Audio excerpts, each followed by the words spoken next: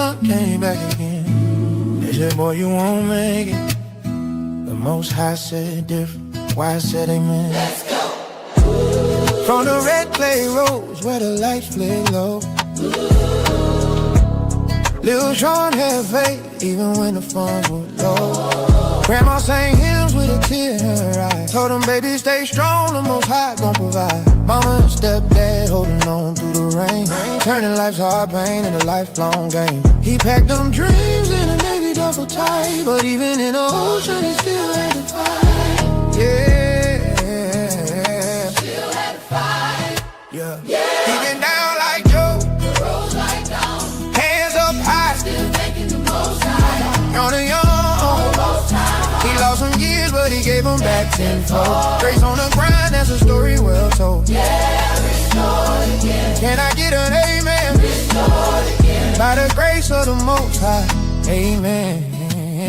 Let's get it. Yeah, got out the service world, moving strange. Tried every hustle, but faith stayed the same. Folks laughed when he said he filmed his grind. Now 500,000 sold to his shine. From a cracked iPhone to a whole production. He ain't chase fame, he chase instruction. Every praise God coming to see that group. Prove that what the Most High start, the Most High will see through. Let's go, amen. Sometimes blessings take a long way home. Sometimes pain gotta make room for hope. Joe lost everything but never lost faith. Sean lost sleep but gained amazing grace. And the Lord restored Joe's fortunes when he prayed for his friends. And the Lord gave him twice as much as he had before. Job 42:10. Yeah, yeah, yeah. He been down like Joe, people roll like Joe. High, still thanking the Most High. On the young, he lost some years, but he gave them back tenfold. Grace on the grind, that's a story well told. Yeah, restored again. Can I get an amen? Restored again. By the grace of God, amen. Now grandma smiling her golden years. Mama and stepdad wipe away them tears. What was broke is blessed, what was pain is peace. Oh, faith don't fold, multiply the feast. Hey.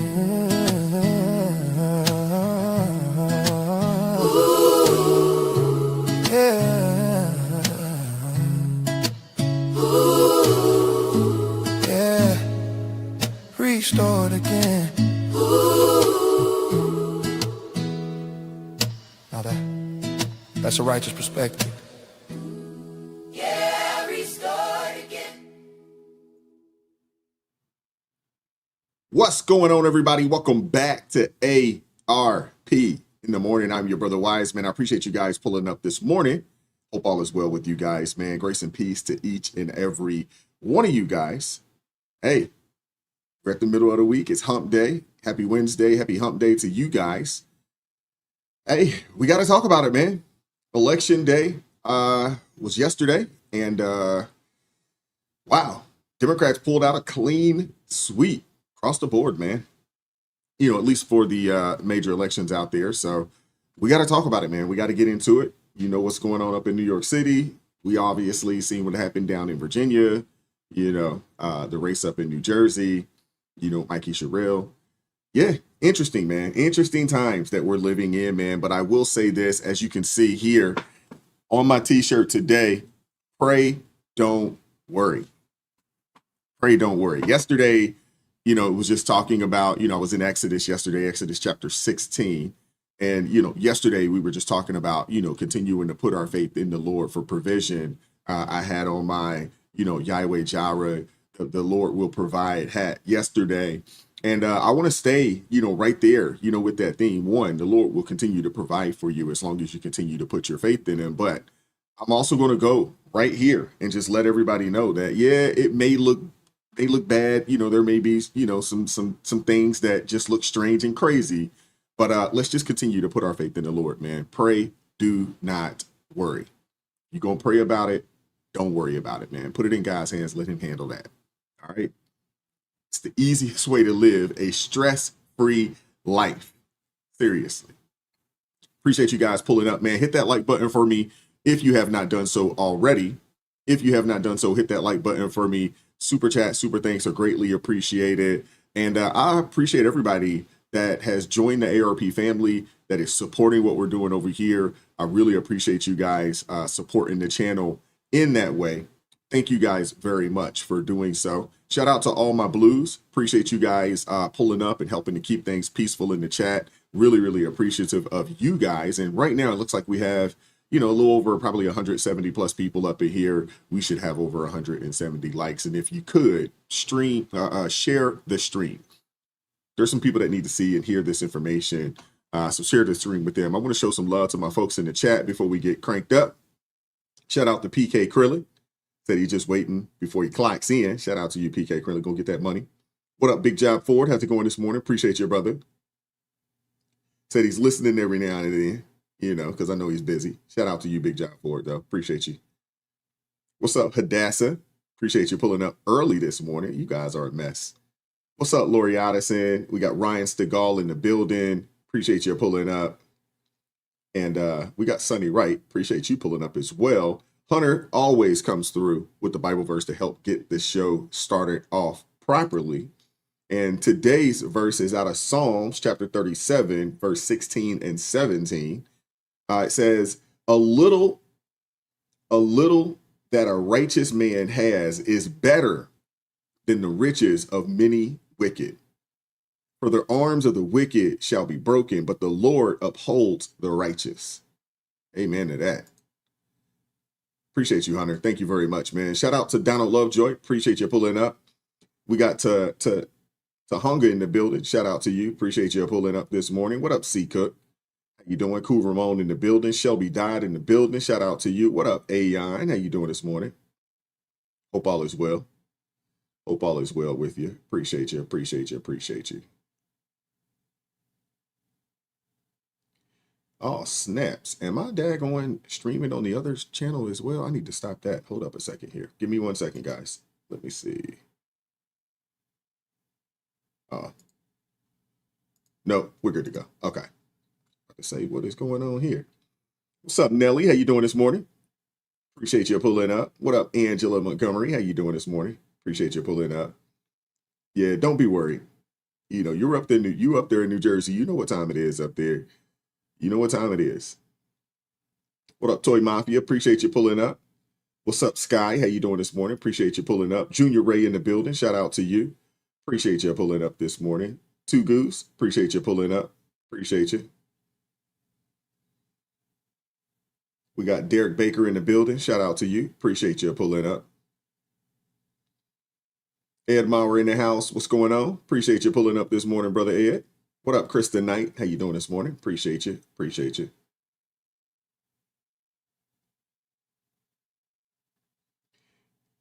Yeah, what's up, Scott W? Appreciate you. We got Paul in the building. Said New York City is now Gotham City. Yeah. What's up, Annie Love? Appreciate you pulling up this morning. We got Chisaxi in the building. Shout out to you. Appreciate you pulling up. What up, Tux Tat?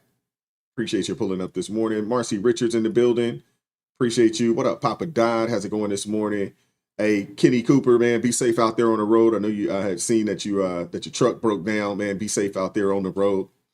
Be safe out there, man. Hopefully you got help on the way. I know most of you guys have some form of you know, you guys have mechanics and you know, roadside folks, you know, for the truckers out there. You know, appreciate that. I know you got that going on. So I know they're going to get you taken care of. What up, Sugar Shane? Appreciate you pulling up, man. Amber Young in the building. Shout out to you. What up, Zephyr K9? How you doing this morning? Good to see you. Good to see you. Alrighty, who else we got up in here early this morning? And you guys are in here chatting it up a storm early this morning. All right. What's up, Melissa? How you doing this morning? Appreciate you pulling up. Early morning for you. What up, Quincy James? No worries. Oh, Quincy was out there working the polls. All right, now I see you, brother. Okay. I see you. All right. I know there's some food banks and things of that nature that could use you know, some help. I know out here, man, praise the Lord, there's a lot of people. We went to the food bank yesterday, and they were like, we don't need any more volunteers. They're like booked up for the next, you know, month and a half or so, you know, which is phenomenal. People are getting out there, you know, doing the work to feed the people, man. It's phenomenal. Loved it. So but be safe out there, Kenny. What up, Chester? How's it going, man? Appreciate you pulling up this morning. We got Larry Montgomery in the building. Appreciate you pulling up this morning. Early morning out there in Cali. Appreciate you all. What up, Steve Edmister? How's it going, man? Appreciate you pulling up this morning. Nothing wrong with that, man. Nothing wrong with, you know, going out there, you know, serving in the elections and helping to make sure, you know, that process is smooth. There's nothing wrong with getting out there and, you know, and supporting the county, city, state that you live in that manner. Absolutely nothing wrong with that. What's up, Yuck? How's it going this morning? Appreciate you pulling up. What up, Malachi? Be safe out there on the road, brother. Traveling through Ohio. All right, now. I see you. What's up, Dab Longo? How you doing this morning? My Maryland sister. Good to see you in the chat this morning. Appreciate you. Appreciate you pulling up. Rockville in the building.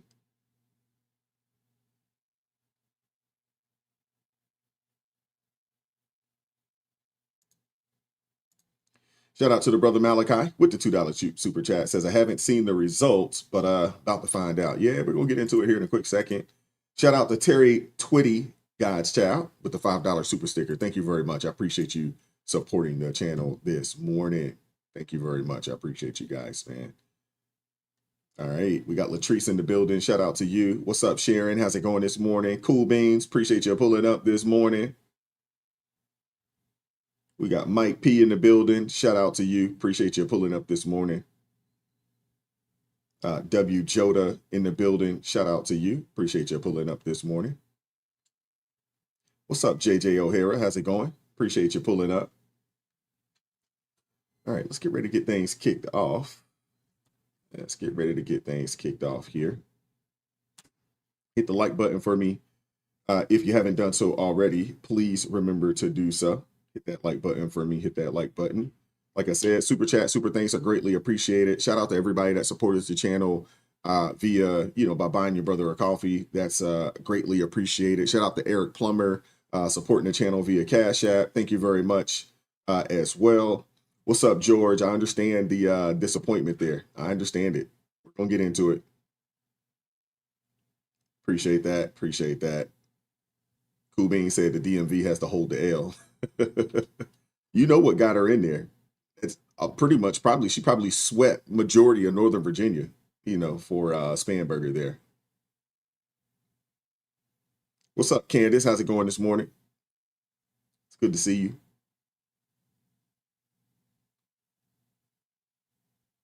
What up, Key Almighty? Appreciate you pulling up, man. All right, let's get the show kicked off, man. Let's get going. Remember, please hit that like button for me if you haven't done so already. Like I said, you know, super chat, super thanks, all that kind of good stuff. Greatly appreciate it, man. I appreciate you guys supporting the channel. And without further ado, let's get into it. Two states have new Democratic governors. New York City has a new mayor, and California voted for redistricting. All of this playing out against the longest government shutdown in U.S. history. NBC's Alice Barr joins us now from Washington with more. Good morning, Alice. Good morning, Danita and Dave. At least one Republican senator says he's had bipartisan talks with other rank-and-file members that lead him to believe the government shutdown could end as soon as this week, now that the elections are over, with Democrats claiming big wins. Victory parties late into the night for Democrats sweeping key races, hoping to gain momentum against the Trump agenda. Thank you, my friends. In New York City, Zohran Mamdani won big on promises of rent freezes, free buses, and childcare. President Trump had threatened to cut off funds to the city if the Democratic Socialist won. In his victory speech, the new mayor speaking directly to the president, telling him to turn the volume up. If anyone can show a nation betrayed by Donald Trump how to defeat him, it is the city that gave rise to him. In neighboring New Jersey, Congresswoman Mikey Sherrill becoming the state's first female Democratic governor, also speaking against President Trump. Here in New Jersey, we know that this nation has not ever been, nor will it ever be, ruled by kings. As Virginia voted in its first woman governor, former Democratic Congresswoman Abigail Spanberger. Virginia chose pragmatism over partisanship. And in California, voters approved a measure to redraw congressional district lines to add more seats for Democrats, countering Trump-backed redistricting moves in red states like Texas. The election's over. Some senators are suggesting Democrats may take their wins as an off-ramp to end what is now the longest ever government shutdown as soon as this week. I feel very confident. That as the transportation secretary warned the strain on air traffic controllers going without pay could bring mass flight disruptions and partial.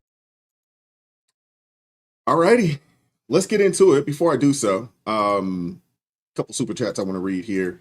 Shout out to Malachi coming through with the $5 super chat. Says, "Yo, please look us up in prayer." I'm assuming he says keep us lifted up in prayer. A TA roadside worker was struck on I-80 in New Jersey. TA is temporarily halting roadside service. Oh, wow. Yeah, let's make sure we keep that person lifted up in prayer. Goodness gracious. And shout out to, is it Theoplus Lee? Thank you very much for joining the ARP family, man. I appreciate that. Appreciate you. Goodness gracious. Wow.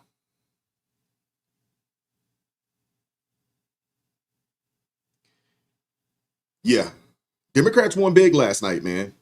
They won big last night. Now, when you think about New York City, I mean, kind of is what it is. I think we all expected that Zoran would win up there. I mean, he had been leading by double digits for quite some time up there.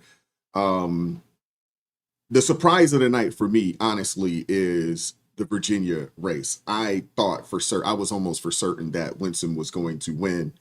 And that was the surprise. What's going on up in New Jersey, that doesn't really surprise me because there's been so many people, so many Republicans that have moved away from New Jersey that, you know, there's probably just not enough Republicans for Chitterelli, you know, to get a real win up there. But yeah, Democrats won big last night. They did. They swept key races all across the country. Zoran Mamdani, a Muslim and a self-described Democratic Socialist, will be the next mayor of New York City. You know, out in New Jersey, Mikey Sherrill is projected to become governor there. And Abigail Spanberger made history as Virginia's first female governor. California passed Prop 50, redrawing congressional maps in Democrats' favor.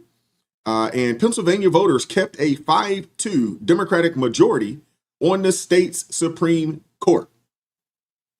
But I want to focus on New York. Because just about 2 decades ago, or 2 decades after 9/11, the Big Apple, New York City, elected a Muslim socialist mayor. Good luck with that, man. Good luck with that. Seriously. Last night's results, you know, tell a bigger story, though. The activist left now owns the Democrat Party. The squad wing, you know, sets the tone. The DSA, they have their hooks all in the Democrat Party. For those of you guys that are not familiar with the DSA, the Democratic Socialists of America, their hooks are all in the Democratic Party at this point. They're driving primaries and shaping elections in deep blue states. This wasn't about one race. You know, this was about a movement confirming it's captured the party's soul. In New York, turnout and message discipline, they were key. Mamdani, barely in his 30s, ran unapologetically as a socialist, unified the base and turned youth enthusiasm into votes. And his win wasn't an upset. It was an organized, it was an organized situation. And, you know, it was basically, you know, the ideology of the socialists, you know, It just won. It won. Simple as that. The takeaway, the far left didn't just win New York City. It cemented control of America's largest city. And while some are cheering out there, even CNN's Van Jones wasn't impressed with Mondani's angry far left victory speech. But we got to get into it right now. Hit the like button for me if you haven't done so already. Share the video. Share this thing. Subscribe to the channel if you haven't done so already. Yeah, this is going to be interesting, to say the least. It's going to be interesting, but let's keep going. When we enter City Hall in 58 days, expectations will be high. We will meet them. A great New Yorker once said that while you campaign in poetry, you govern in prose. If that must be true, let the prose we write still rhyme, and let us build a shining city for all. And we must chart a new path, as bold as the one we have already traveled. After all, the conventional wisdom would tell you that I am far from the perfect candidate. I am young, despite my best efforts to grow older. I am Muslim. I am a democratic socialist. And most damning of all, I refuse to apologize for any of this.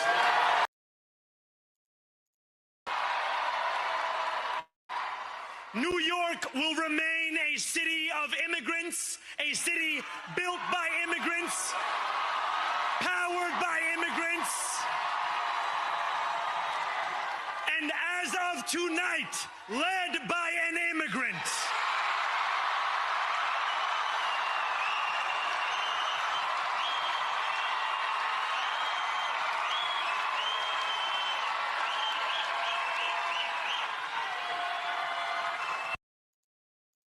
New York, we're going to freeze together.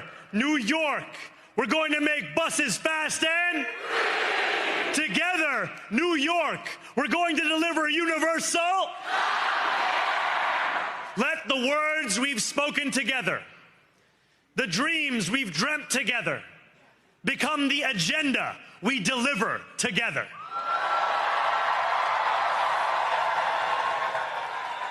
New York, this power, it's yours.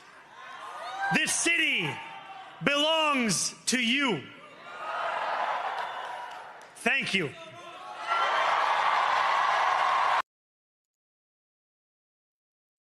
Wow. Wow. That's all I had. That's all I. What do you say to that?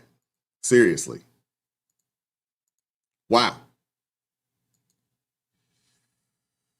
Yeah, so that's about how that went.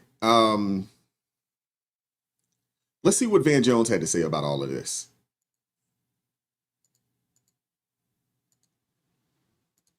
Missed an opportunity. I think the Mamdani that we saw on the campaign trail, who was a lot more calm, who was a lot warmer, who was a lot more embracing, was not present in that speech. And I think that Mamdani is the one you need to hear from tonight. There are a lot of people trying to figure out, can I get on this train with him or not? Is he going to include me? Is he going to be more of a class warrior, even in office? I think he missed a chance tonight to open up and bring more people into the tent. I think his tone was sharp. I think he was using the microphone in a way that he was almost yelling. And that's not the Mamdani that we've seen on TikTok and the great interviews and stuff like that. So I felt like there's a little bit of a character switch here where the warm, open, embracing guy that's close to working people was not on stage tonight, and there was some other voice on stage. That said, he's very young, and he just pulled off something that's very, very difficult. And I wouldn't write him off, but I think he missed an opportunity to open himself up tonight, and I think that will probably cost him going forward.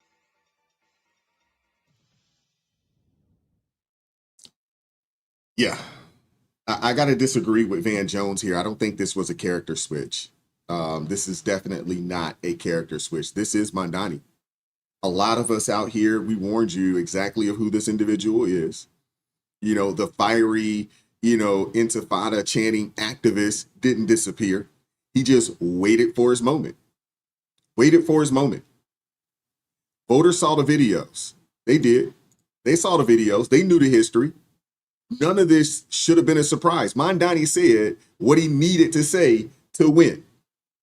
Now the mask is off, right? The wolf has officially shed the wool. And now there's a new video going viral that shows exactly who New York City just elected. Oh, yeah. Oh, yeah. Yep. He doesn't have to hide it anymore. Doesn't have to hide it anymore. You guys, I was literally just walking and a man came up and punched me in the face. Oh my God, it hurts so bad. Out of nowhere, this man just came up and hit me in the face. I literally just got punched by some man on the sidewalk. He goes, sorry, and then punches me. Oh my actual God, I literally just got punched in the face by a homeless man. Like, I just got punched in the face on the subway. Yeah. Yeah. Yeah. Hey. You get what you vote for, right? You get what you vote for.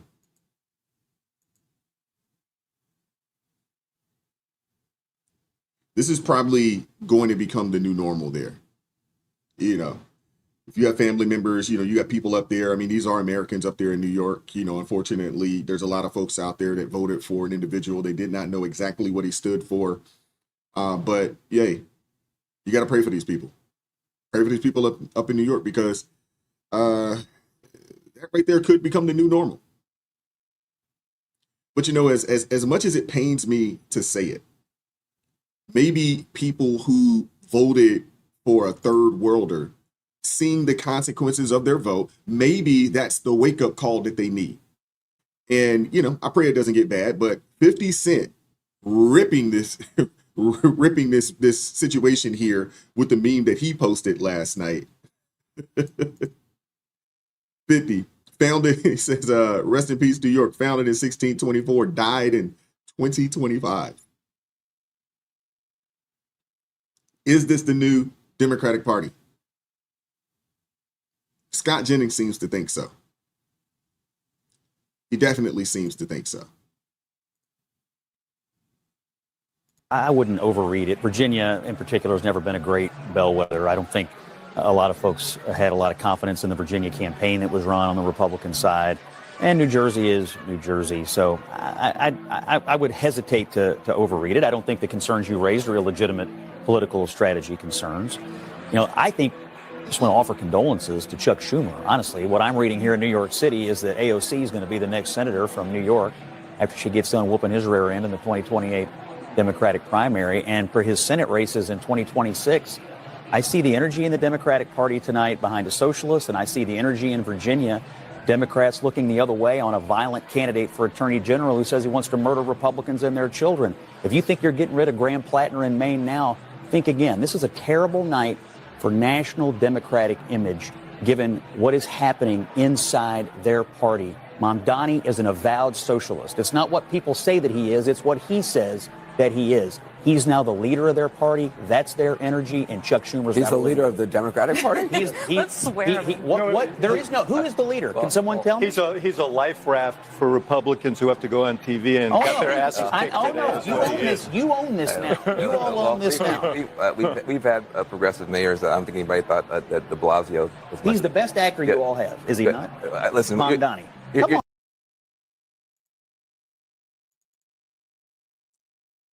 Yeah, this is the play. This is the play. Tie the Democratic brand to its new face. Zoran Mamdani, the avowed socialist they just elevated. The party's married him now. The only question is, how long before the honeymoon ends? What happens when the free stuff runs out and reality hits? Maybe it won't matter, because for too many voters, substance doesn't seem to matter. And substance doesn't seem to be the point anymore. Over in New Jersey, Mikey Sherrill, she crushed Jack Ciattarelli by a wider margin than most people expected.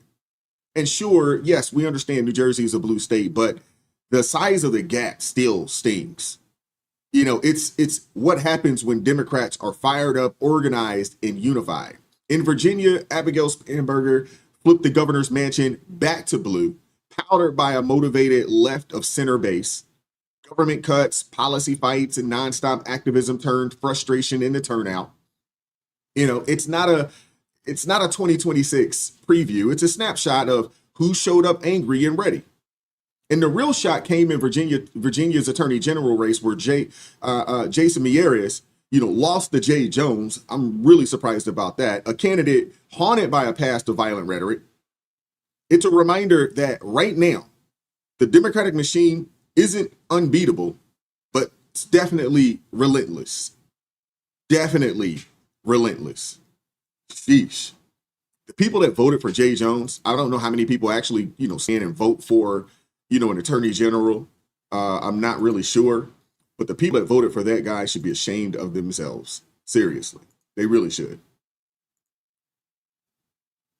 I mean, here's a close-up right here of how Jay Jones really feels about anyone outside his political bubble.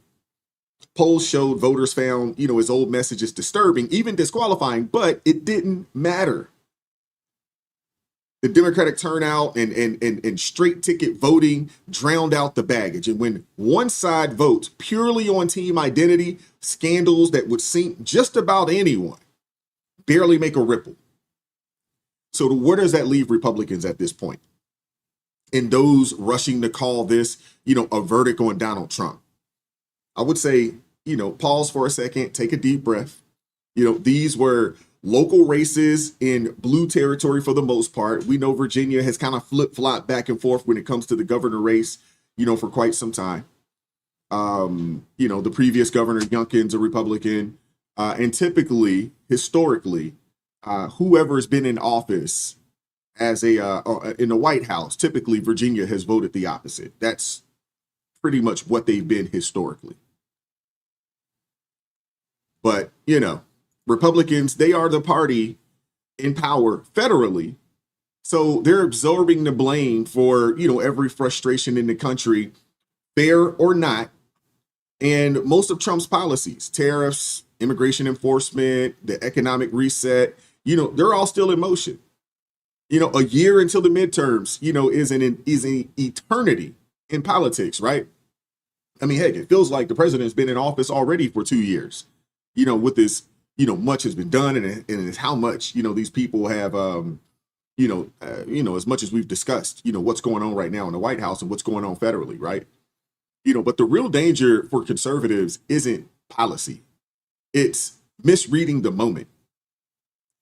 Democrats will take this as a green light to double down on their far left flank, a socialist mayor in New York, squad back challengers circling the Senate, and progressives plotting to oust moderates, and that may work in deep blue cities. It may. But in swing states, in purple districts, it's, probably political unaliving or self-unaliving. How about we say it that way? What are your thoughts?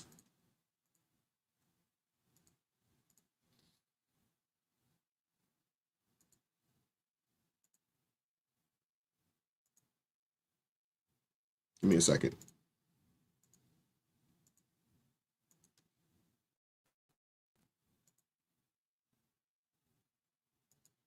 In New York City, you have a city that is 7-1 Democratic. Right. And you have an avowed socialist now taking the helm of the Democratic Party. He will become the face of the Democrats nationwide. Him, AOC, and Bernie Sanders. It's precisely why Chuck Schumer ran away from, putting an endorsement out. Hakeem Jeffries had to come kicking and screaming, and Kathy Hochul went on bended knee. They are betwixt and between, and they don't know what to do. But Zohran Mamdani is going to be the face of the Democratic Party in the midterm. Yeah, you heard it from Mike Lawler. Even if the old guard tries, even if they try to calm fears, voters aren't stupid. A Mamdani might work in New York, but good luck selling that brand of socialism in swing districts. If Democrats make their most ideological voice the face of 2026, Republicans will have all the contrast that they need when voters start paying attention. And let's be real about the turnout. The left spent months mobilizing on campuses and social media, tying local grievances to national outrage and running against Trump, even when he wasn't on the ballot. You know, some would say it's a smart play for an off year, but it won't automatically work when the map widens and voters, in the suburbs care more about affordability, safety, schools, and border security than protest politics. And in New York, let Mamdani govern. We've seen this movie before in Portland, Seattle, San Francisco, and Chicago, where ideology beats practicality and the cities pay the price. If he prioritizes activism over competence, the results will speak for themselves. We'll have a whole heck of a lot to talk about over here. And if somehow he succeeds, conservators will need sharper solutions, not just criticism. And the bottom line is this: don't panic, but don't relax. We've been talking about this on this channel for quite some time. You can't afford to relax just because President Trump is in office, and there's a majority in the Senate, there's a majority in the House. You can't afford to relax. I'm not saying panic, but you can't relax. In all actuality, Democrats performed as expected on friendly turf with the fired up base. Now it's on Republicans to organize early, stay focused on the bread and butter issues, and offer real felt solutions. And if the left sprints further left, the contrast sharpens. And if they pivot to the center, the right must win on execution. Either way, the results will write the story. You can almost expect that the government will open up. I was reading something this morning, and they were stating that the Democrats, the Senate, Schumer and others, they didn't want to vote to open up the government until after the elections because they didn't want to come across as weak to their base. So it wouldn't surprise me one bit. It wouldn't surprise me one bit if, there's a vote here in the next day or two, or, sometime this week or later this week or early next week, that they go ahead and open up the government and get everybody taken care of. It wouldn't surprise me one bit. It wouldn't surprise me one bit. And, with this next story that we're about to get into, it really wouldn't surprise me because they don't want to give the president any W's. None. They don't want to give him a chance to get any W's, right? And in the midst of all of this and everything that's going on, President Trump did make an announcement. I don't know if you guys heard about it, but he did make a really big announcement in reference to food assistance. Let me share that with you guys. Give me a second. I hate when that happens. So as you can see here, in the tweet here or in the Truth, this post from Truth Social that came out.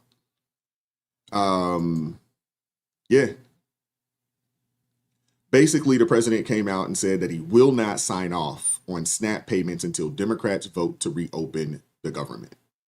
That's what was put out there. All right. So with this coming out after these elections, they're over with, in a favorable manner for Democrats, I would assume that they're going to come back to the table. They're going to vote. They're going to open up the government. I think that's going to happen in the next couple of days. That's my expectations at this point. We are continuing to follow some breaking news, and that is President Trump making a statement on social media right here, talking about SNAP. This just posted to Truth Social right here. SNAP benefits, which increased by billions and billions of dollars, manyfold during crooked Joe Biden's disastrous term in office, due to the fact that they were haphazardly handed to anyone for the asking as opposed to those in need, which is the purpose of SNAP, will be given only when the radical left Democrats open up government, which they can easily do, and not before. Thank you for your attention on this matter. Signed, President Donald J. Trump. So we did want to let you know that this just coming into our newsroom, President Trump now saying that food benefits will only get paid once the shutdown ends. And that is the social media post that he put right there. We're also continuing to monitor this live look right here as the Senate is now taking its 14th test vote to break filibuster to begin debate on House passed CR. It does need 60 yeas, and so we are going to be monitoring that for you once we get those results. Now, let's be clear about the stakes here. You know, SNAP isn't a budget line. It's not. It is how millions of families eat, but it's not a budget line. And when benefits are delayed or cut, that's not politics. You know, it's just dinner. The administration's position, Congress needs to pass a funding bill to end the shutdown. Simple as that. Critics call it cruel and possibly unlawful, arguing families shouldn't be pawns in a budget fight. And I agree with that. But who's making them the pawns? The Democrat Party. Supporters counter that Washington's spending addiction has to be confronted somewhere, and SNAP is where the pressure works. Policy design matters. The White House wants stronger work requirements. Able-bodied adults should work, train, or job hunt to qualify. I don't know who would argue against this. With the exemptions for caregiving or people who are dealing with some form of hardship. It's already working in some states, often paired with drug tests or timelines. And while SNAP is a small fraction of the federal budget, it's a symbolically powerful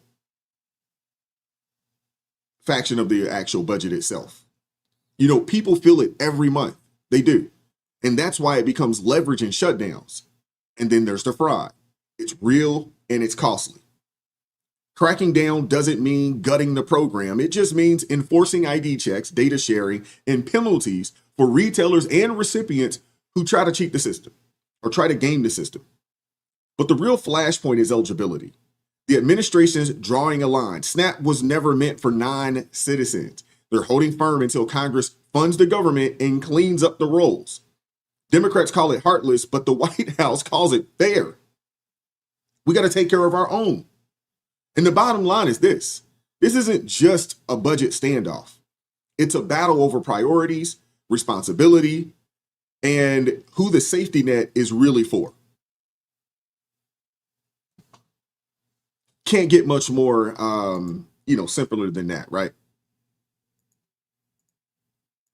Day one of USDA, February 13th, is we sent letters to every governor in America being very clear that no illegal aliens can use SNAP. 0, 0, 0. We asked every state for the first time in history, and this was in February, to send us their data and let us, with Doge and a war room, actually start going through this data to better understand how this explosion of SNAP benefits happened under Joe Biden. We increased almost 40% on this program in just a couple of years under the Biden administration. Of course, we know they were trying to buy the election, but that's a conversation for another time. And since we have asked for that data, 29 states have complied. Of course, almost all the red states, a couple of couple blue states too. But in that data, and I haven't talked about this yet publicly, in that data we've studied about $100 billion in spend. We have found thousands and thousands of illegal use of the EBT card. We have been moving people off of SNAP. We've got almost 700,000 people, I think, we've moved off just since the president took office. We've arrested about 118 people. So this has been ongoing. But, Rachel, to your point, what this conversation has allowed is a national spotlight on a broken and corrupt program. We found one guy in 6 different states getting a benefit. We found about 5,000 people that are dead who are still getting benefits. It is time to drastically reform this program so that we can make sure that those who are truly needy, truly vulnerable, are getting what they need, and the rest of the corruption goes away and we can serve the American taxpayer. 29 states cooperated with the feds to scrub illegals from the SNAP rolls and immediately uncovered massive amounts of fraud. But you have 21 blue states who refused, and 2 even sued to block it. And that right there is the real fight, ladies and gentlemen. That's the real fight. Democrats are holding the government hostage, not just over spending, but to protect a broken system. And Trump's stance is simple. Verified benefits go to Americans first, which is common sense, in my opinion. Yet when 21 stonewall it, it exposes the game, keep the influx coming, let non-citizens tap entitlements, and lock in political power. Fraud hurts everyone, but ignoring it to shield non-citizens is the real theft. Turning a safety net into a slush fund. And now Democrats are fuming, claiming that Trump's gutting their programs, you know, the Medicaid, the Medicare, the SNAP, and weaponizing the safety net. But that's the oldest trick in the book. Lose the argument, play the victim. That's who they are. Social media is full of outrage from the same crowd that backed runaway spending. And now they can't believe that the bill has come due. These people are ridiculous, man. They really are. These people are ridiculous. Let's look at this character right here, yo. Look at this character right here. Hold up.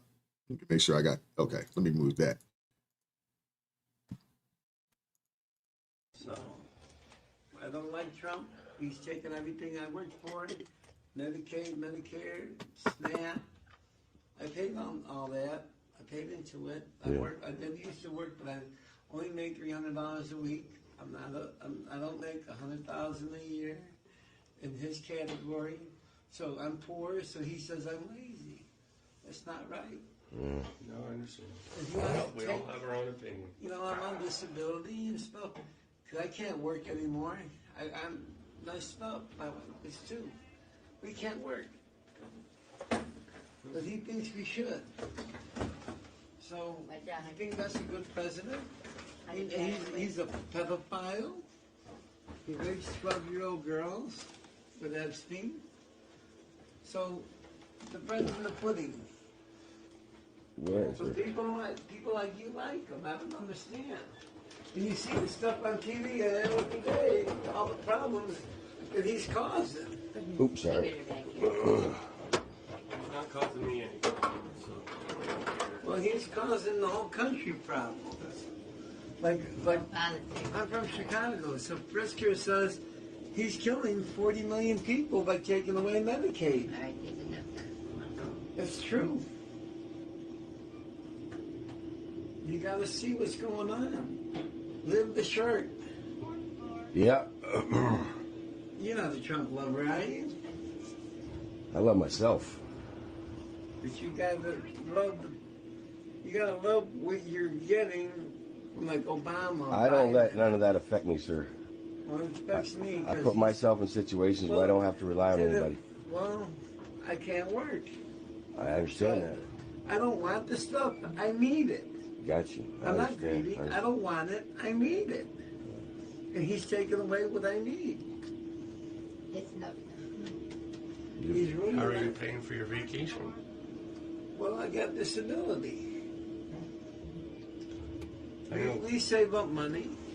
I know people that work their whole every day and can't afford to go on vacation. Well, Thank you. you sound like a Trump lover. I mean, we gotta have some freedom. Oh man. Have a good day, sir. Just live the shirt. So think about this. This dude's on vacation, talking about he can't work, don't have any money, but you own vacation. Yep.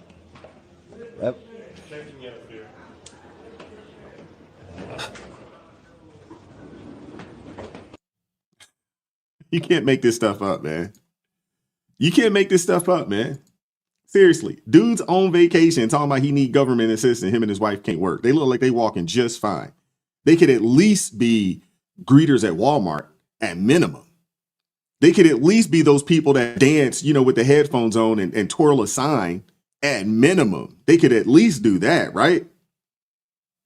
Is that asking for too much? You can't do anything? There's nothing you can do to earn an honest dollar. Nothing? Seriously? It makes it really difficult to feel for people like this. Seriously. It really does, man. It really does. But when you think about the benefits, especially the 40 million quote unquote people that are losing Medicaid, it's not about cruelty, man. It's about confronting or finally confronting a system that's going blind to abuse. Too many voted for endless benefits with zero accountability, and now the reckoning's here. SNAP's chaos, it comes from the federal and the state side of things.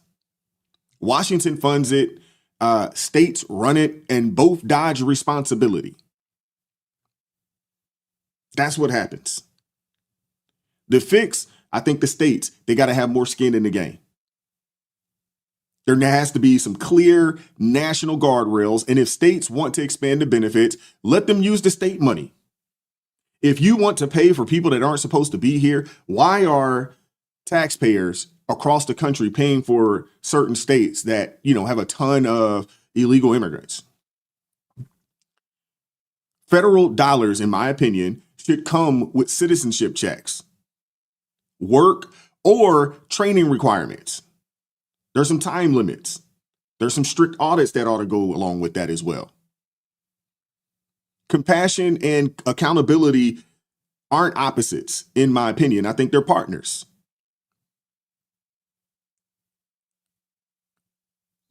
Simple as that.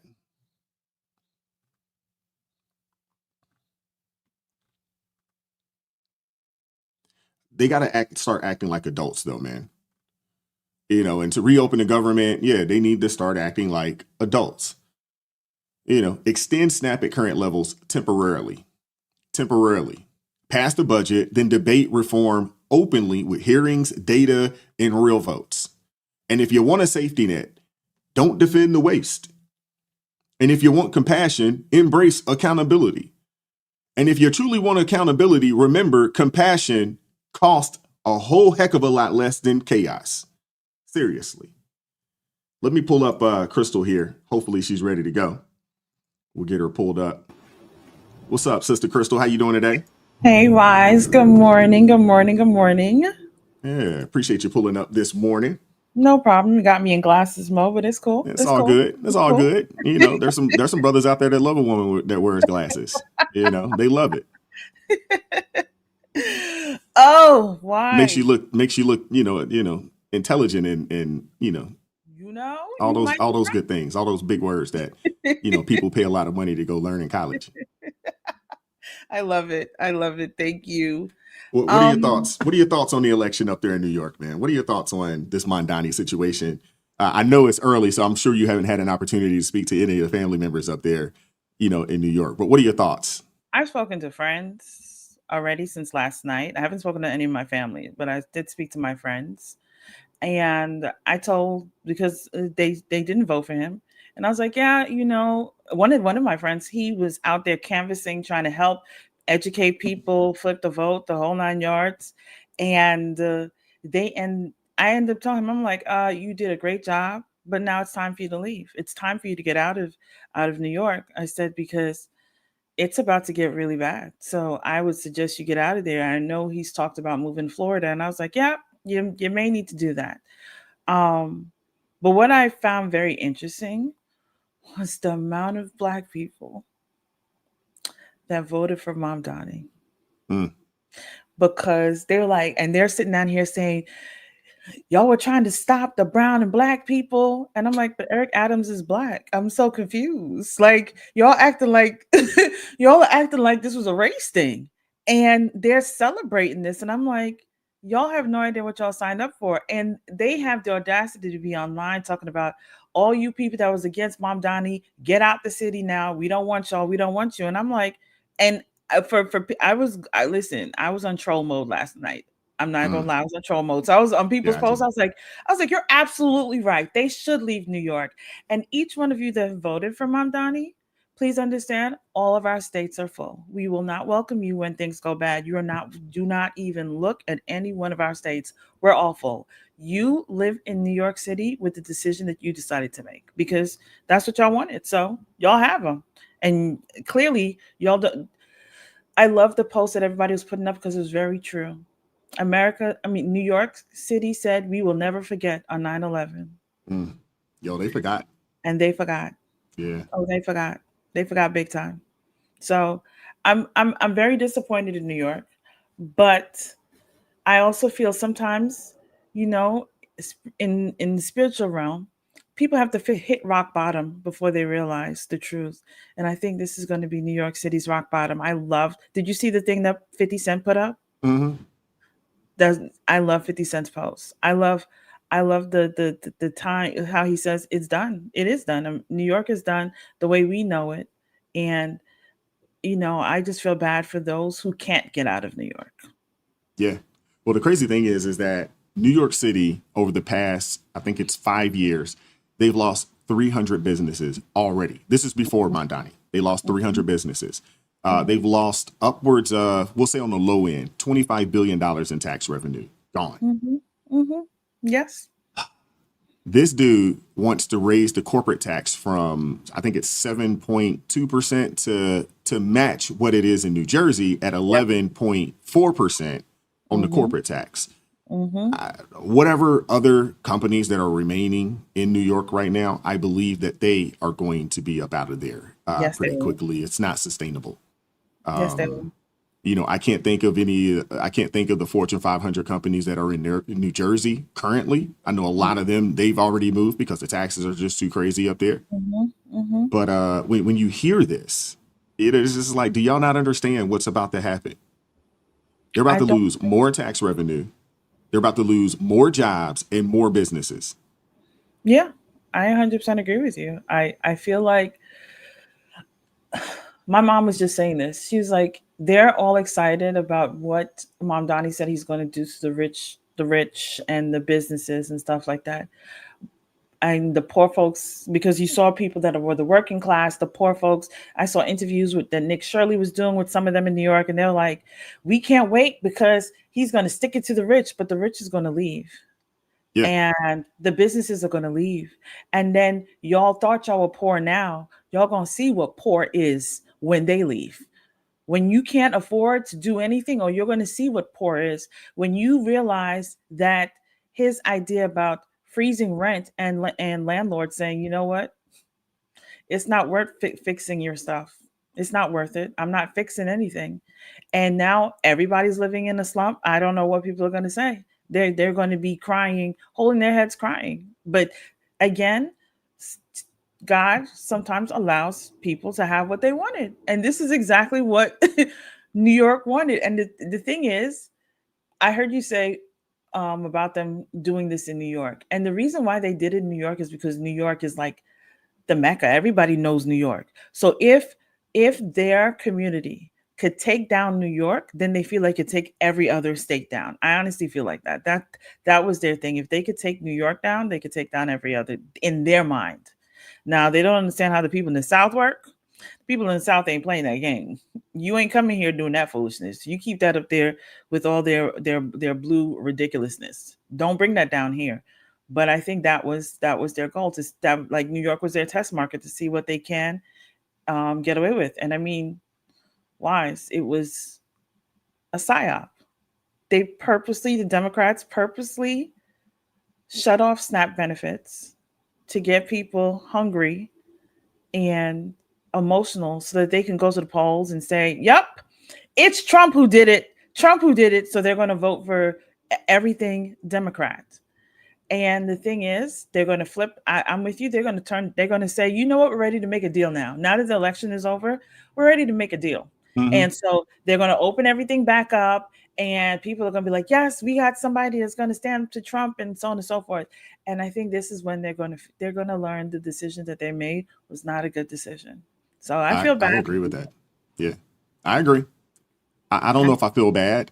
I don't know if I do. Maybe I feel bad for the people that didn't vote for him. Yeah, that's what I'm talking about. I was just doing some research here. It said 48% of Black voters in New York City voted for Zohran Mamdani. So almost half, of the Black folks in New York City voted for Mamdani. Unfortunately, you got a lot of folks that are always looking for free stuff. And when you start talking about, we just talk about, the Black population, it's always, you know, what are you going to do for me? What are you offering me? What do you got for me? You know, and that's why they look at us, you know, kind of sideways, because they'll say, I mean, you guys supporting Republicans. What are Republicans doing for you? And, you know, my answer to that question is always the same. I'm not necessarily looking for a political party to do anything for me. If anything, I want them to cut these taxes and get the heck out my way so I can go do whatever it is that I feel like I need to do for me and mine. That's the goal. When you start talking about, you know, New York City, owning a small business is basically going to be probably impossible, you know, at this point, with the way their businesses are going to be taxed. Yep. And the last time I checked, poor people don't employ people. No, they don't. The last time I checked. No, they don't. They don't. You know, I was having this conversation this morning, you know, with a older fella, you know, at the gym, and he's, you know, blue no matter who and all this other kind of stuff. And I had to tell him that same exact thing. I was like, how many poor people you know are employing folks? That part. He's like, what are you talking about? I was like, how many poor people do you know have businesses that help others people feed their families? Exactly. How many? Exactly. No question. No answers there. You know, it's ridiculous, man. It's ridiculous. I just sent you a video of someone Nick Shirley was interviewing yesterday. And well, a couple of days ago. And the only thing she says is hopefully Mamdani will give us a Lamborghini. Like the what? Ignorant. I'm telling you, you have to see the video. I just emailed it to you. She's literally saying, I'm about to send it. I'm about to get it up here in a second. She's like, she's like, I don't know if he's gonna give us Lamborghini, but he's gonna give us all the free stuff. And that's what we want. We want the free stuff. And I'm just like, you're not going to get anything free. There's nothing free. Nothing free. I'm like, I don't understand why people don't understand that. There is nothing free. When are people going to realize that? Don't know. I don't know. It's sad. I'm like, you're clueless. You really think you're about to? There's so many people, and like I said, I was watching his whole video, and he's going through, and people like, we're standing with Mamdani because Mamdani, he's bringing in the youth. He's vibrant. He's young. It's time for the older people to get out the way and let Gen Z get in there and run it. Gen Z doesn't even know what the definition of a woman is. So no, you don't need to run anything. No, they're not ready to run anything. You're not ready to run. Listen, my children are Gen Z. They're not ready to run anything. So to sit down and say we're ready for Gen Z and the millennials on the cusp of Gen Z to run. No, y'all aren't ready to run anything because y'all don't understand anything. When y'all actually think that people are out here ready to give y'all free stuff, you clearly know nothing. Hey, when majority of Gen Z folks stop talking in emojis, then we might be able to say, okay, hey, they might be ready. Exactly. They might be ready. Maybe. When they learn how to write when they know how to write a sentence and an email without emojis. Yes. Like a professional letter. When you know how to do that, then you can talk to us. But right now, when your words are cap and Riz and all of those things, you're not allowed to run anything. Yeah, they're not ready. They're not ready. Let me pull this video up here. For mayor? I am voting Mamdani. And why? Because he's the most obvious choice. What makes him an obvious choice for you? It's just like, I'm trying to think. This reminds me of a certain comedy sketch where the comedian was like, we could either vote in one guy and he's gonna give everybody free houses, free rent, and he's gonna give everybody a Lamborghini, or we could vote in somebody who's gonna burn down the city. That's why I'm voting Mamdani, because I'm voting for the guy who give me the Lamborghini. Yeah, so you think Mamdani's like just gonna give you guys everything? Not everything. I'm saying it's the most obvious choice. What do you think is gonna happen with government-run grocery stores and free buses? Do you think that sounds like a good idea? That does sound like a good idea. And freezing the rent? That does sound like a good idea. What if they have to freeze the rent to the point where eventually then the landlord's not able to come in and fix the washer and make a profit on his own lease? That's their problem. Look at that. Now, all these folks talking about generational wealth and, I'm going to buy some property and I'm going to do that and third. How's that going to work for the landlords up there that they can't go up on the rent? Everything else continues to go up. And all of a sudden, these places that were once, well-run properties are going to become slums because no one's going to be able to afford to fix anything. Thank you. And she says, that's their problem. That's the part that was she said, well, that's their problem.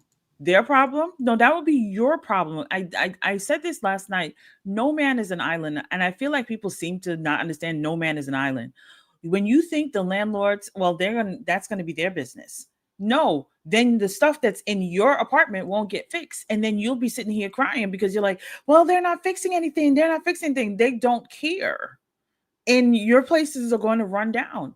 But mind you, if I'm not mistaken, that's a Gen Z right there. Yeah. She doesn't know anything. And mind you, she'll be this person who, you see how she's dressed, how she's looking. Mamdani and his people get things in the way they want it. That self-expression that she's over there having, that will be shut down real quick. And again, that's why people need to go outside and touch the grass and learn something instead of over here. They don't understand. And I'll say it again for those who don't know. Mamdani was just playing Takia with all of you. That's what he was doing. Yeah, that's exactly what he was doing. That's exactly what he was doing. And that's but my thing is that, and obviously it's 48% of Black folks, so it's not all. But like, do you not understand that, a lot of these, Arabs from these Arab nations, they don't care for Black people like that. No, they don't. They don't. Unless they can enslave you. Outside of that, they don't care for you like that. And this whole, this whole coalition that these people are dreaming of, man, it's a facade. It's not real. You guys are useful idiots. Just like the video I showed the other day when we were on the panel Friday, the imam, and he was talking about, you guys go do all of that, go do it. Yep. We're going to continue. Yeah. Oh yeah. We'll pump fists with you guys. Yeah. We'll do whatever we need to do. You know what I'm saying? To see this nation go down. So if you guys, don't know what a woman is, okay, great. Go do that.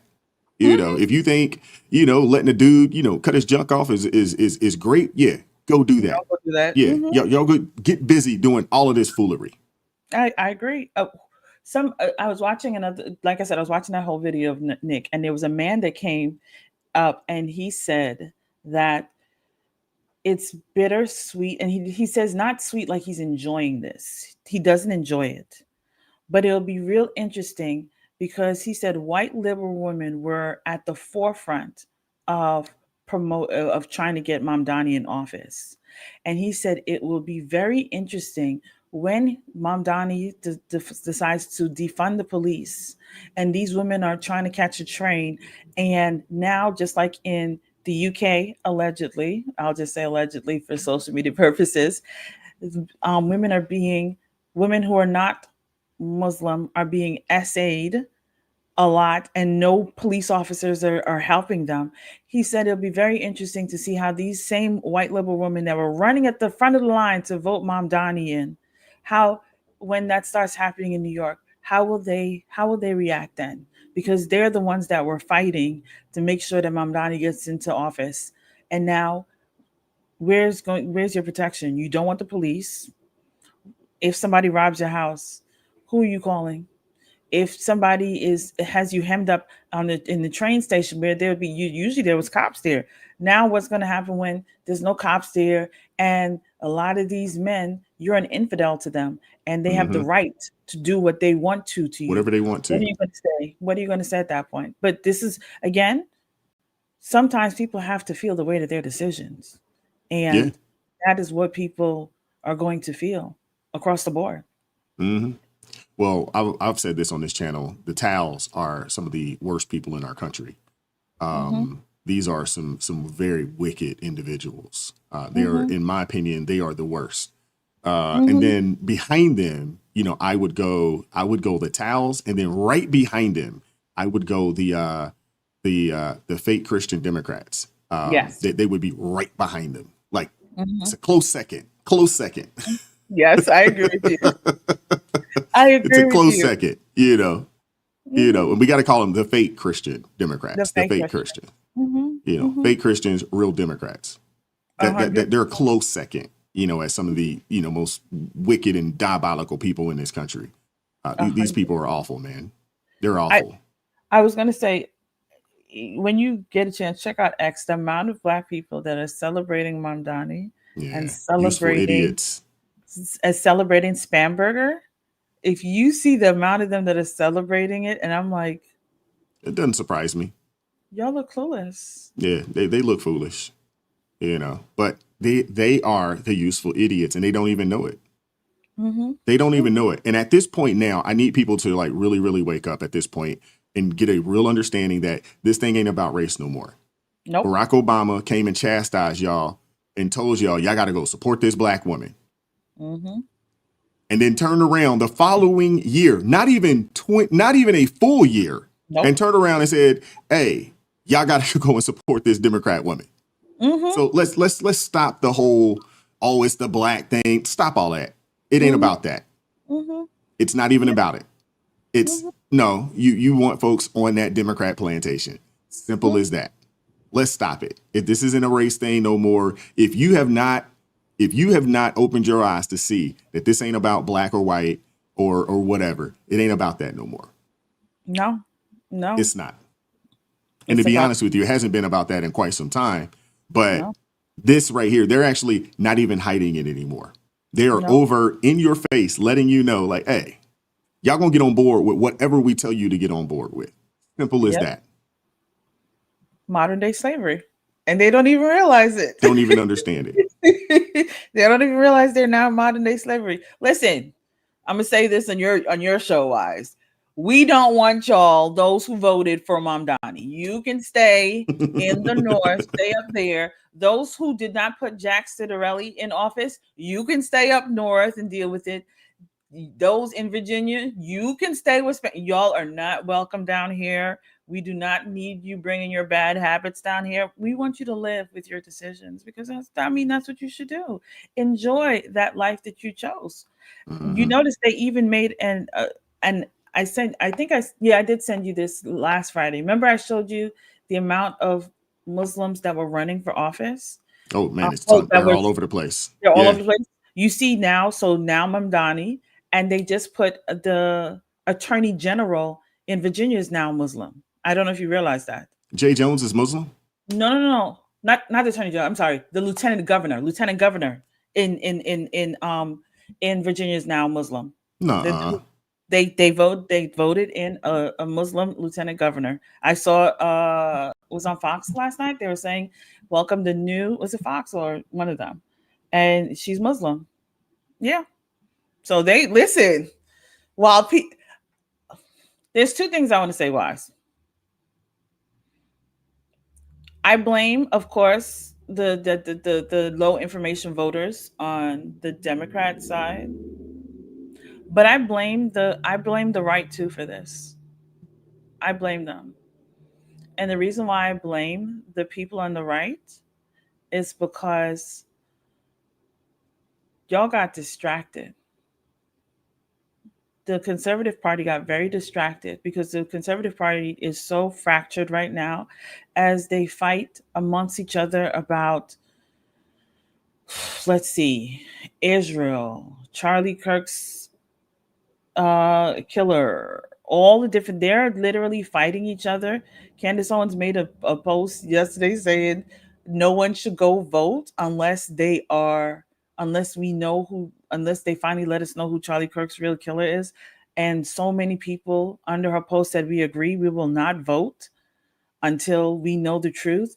And I'm sitting here like, are y'all ridiculous? So while y'all are sitting down here playing these games, the Democrat Party is busy coming together with the Democrat Socialists, and they are taking over. And y'all are busy fighting foolishness instead of actually paying attention to what's going on. So like I said, I believe the left is the problem, but I 100% blame the right, because the reason the right was able to do what they did last November is because everybody came together.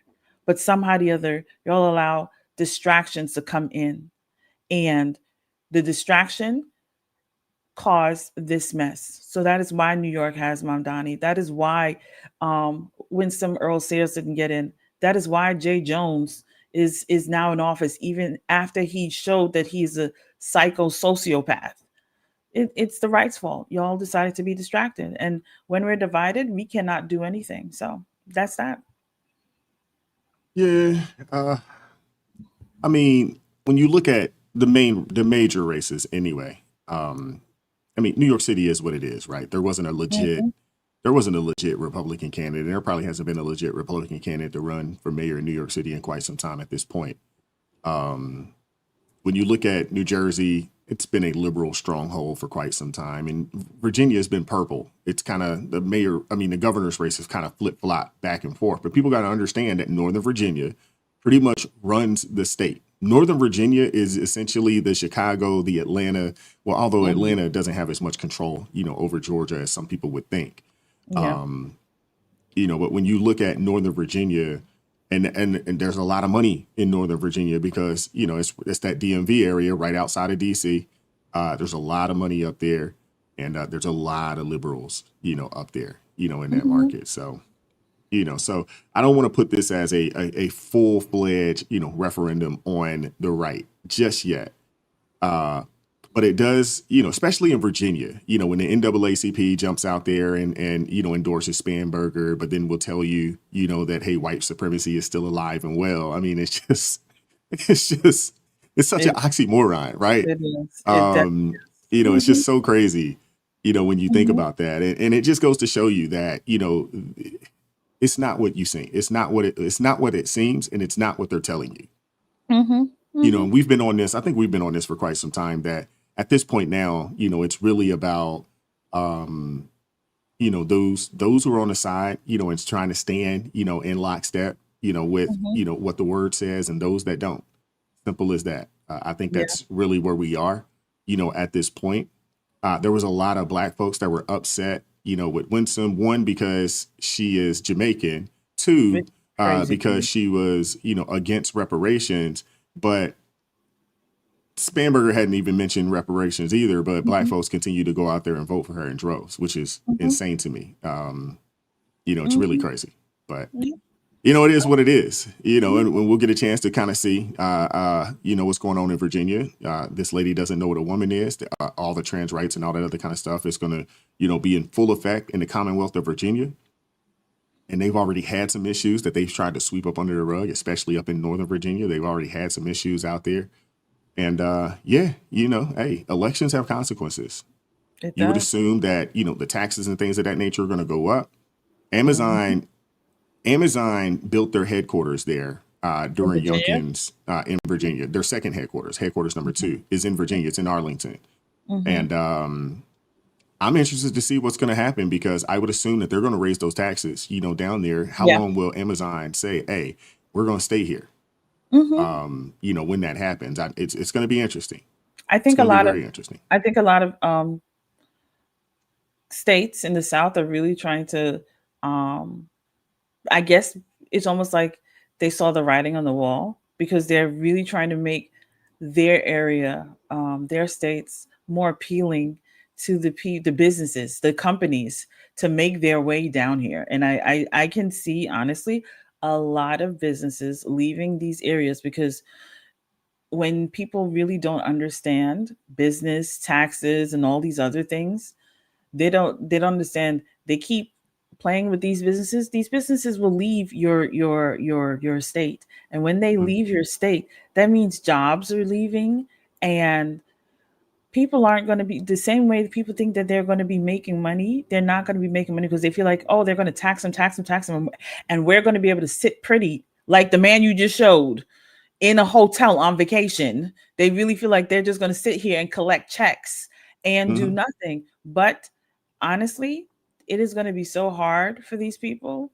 And like I said, I feel bad, not for the ones who chose it, because you deserve everything that you voted for, but for those who didn't choose it and they can't afford to make that move and leave the state and leave, and they're stuck there. I honestly think those who live, because my mom and I were talking, and she was saying some people that she was aware of, they said they can't move out of the city. They can't move out of New York, but they're going to move to New York State to get out of being in the city. Yeah. So like That's my been best something friend, that's she been lives in Raleigh. happening. Yeah, you've seen people move up to Troy and Albany and places like that to get outside of the city. One, because it's a lot cheaper, it's a lot more affordable, to live up there, and the taxes aren't as crazy, and the crime isn't as crazy as living in the city. But I don't see how I couldn't do it. Moving further north, please, please. That cold weather up there, shoo, no, thank you. I cannot. Florida is Especially off cold. that corridor up there from Buffalo to Albany, that corridor. Have you seen the snow off that lake effect Yes. off? Man, Yes. please. Yes. That ain't no joke. I couldn't do it. Wise, you might as well just get ready and just move on back down to Florida, either Florida, McDonough, somewhere in that little cusp area, and call it a day, because you clearly cannot deal with the winters that are up there. Well, I've been dealing with it, but Maryland, our winters, they're hit or miss, right? Sometimes it's really cold, and we'll have a winter where it gets really cold, and then others it's been mild. I remember it wasn't last year. It was 23. We were playing golf like right after Christmas. You know what I'm saying? It was beautiful outside. Nice. It was beautiful outside, and we were on a golf course like a couple of days after Christmas, before New Year's, and we're out on a golf course, and it was like 70 degrees outside. In December going into January. So we've had a few. We'll have mild winters, and then but it's the ones when it gets 6 degrees outside, and you're like, I don't know why am I still here? He's like, what am I doing? Like, this is ridiculous. You get that daggone BGE bill, man, that electric bill come in because you done had to pump the heat, man. That thing $400. You're like, man, what are we doing? Yep. This is ridiculous.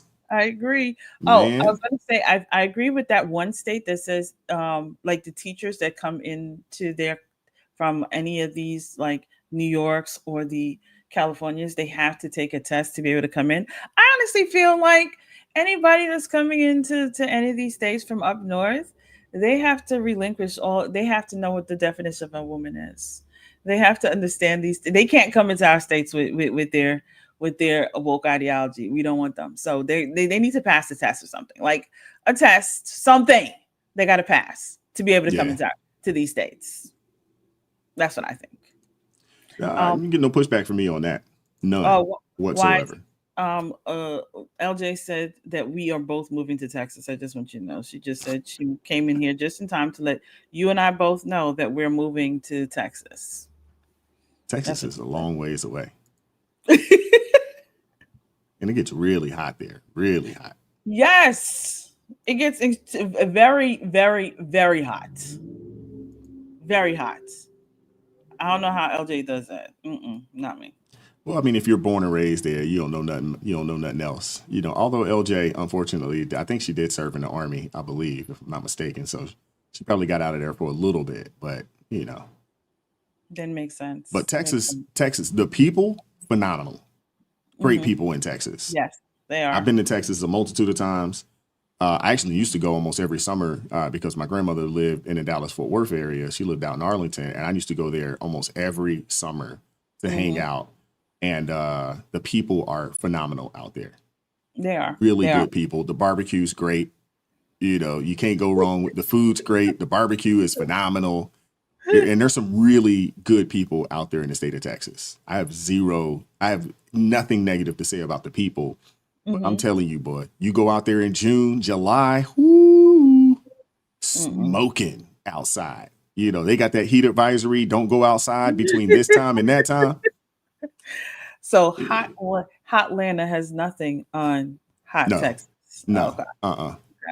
Well, see, the difference in Atlanta, though, although, Atlanta is 4 hours away from the ocean, the humidity is still nasty out there. In Texas, it's a drier heat. So, it's hot, but it's a dry heat, So it's not as, it's definitely hot outside, but you're not going to go out there and, start sweating profusely. That's not going to happen. Not like it is in Atlanta, where you just, as soon as you step outside, if you did anything to your hair, it's done because you done sweated it out. And, Yes, I've had that happen too many times here in Atlanta where I'm like, oh, my hair looks good. And then all of a sudden it's a big afro. I'm like, what in the world? That's why I just go from the salon to the car into the house when it's hot like that. I don't be playing outside. LJ said they got the pickleball courts. They better have an indoor pickleball courts out there because you can't be outside. Indoor pickleball courts. You know, I hurt myself yesterday. I was out there playing. See, it's my own Bible fault. Study. It's my own fault.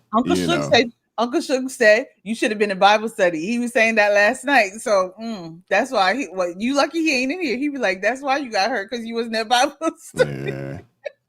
Yeah, I tweaked my hip flexor yesterday. I'm like, goodness gracious. But did you win? Huh? But did you win? Yeah, we won a few games and lost a few games.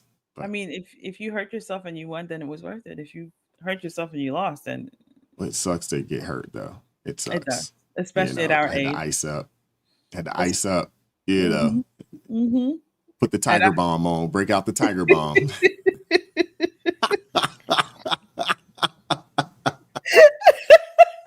You know. I know about that now. Yep, I know about that. Oh, break out the tiger bomb, throw the ice on it. You know, them hip flexors is no joke. If you've ever tweaked a hip flexor, fortunately it's not bad. But there was a time I was training to run a marathon. Mm-hmm. And you know, I was running, and that from running, I tweaked my hip flexor. And I'm like, goodness, that was the first time I had ever done it. I was like, holy smokes. It's no joke. You don't realize, you know, how much you you don't realize it. I agree with you. I agree with you 100%. Somebody's asking what should be next for America. Well, I have a question for you real quick. Do you think that Christians should have their own party? Because I really think Christians should have their own, like real, not chinos. No. Why not? I want to hear why not. I don't think party. I think pack, not party. Okay. And that's the same thing, you know, that I've talked to, you know, even, you know, just, you know, my conversations that I've had, you know, with Black people that want to push, you know, certain agendas. And my first question is, where's the money at? Where are the PACs? Yeah. So, you know, if you want an agenda, your agenda, you need money to put it behind that agenda, and you need PACs. I agree. People aren't just going to do something out of the kindness of their hearts for you. They're just not.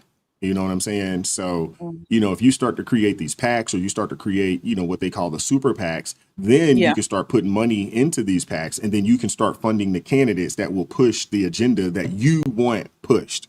So is it about the party, a new party? Nah. No, I think it's about the PACs, and it's about the money. Okay. I agree with you on that. I like that. Yes, I agree with you on that one 100%. It is about the PACs, because there's APAC. There's a lot of PACs. There's a lot out of there. PACs. You know, and that's how you get things done. It takes money to get things done. Even if you want to fund a candidate, it takes money to do so. And if you notice, the DSA, that's what they've been doing. Yeah. And how do you think they got all their people and they get money? Yeah. That's exactly what they've been doing. And there's a plethora of PACs out there. A plethora of them out there. Yeah. And then everybody can't, you know, people see like, man, they're getting their agenda pushed. They're getting people in office that are going to speak on their behalf. Yeah, because they put the money behind that person. That person is beholden to them because they put the money behind them.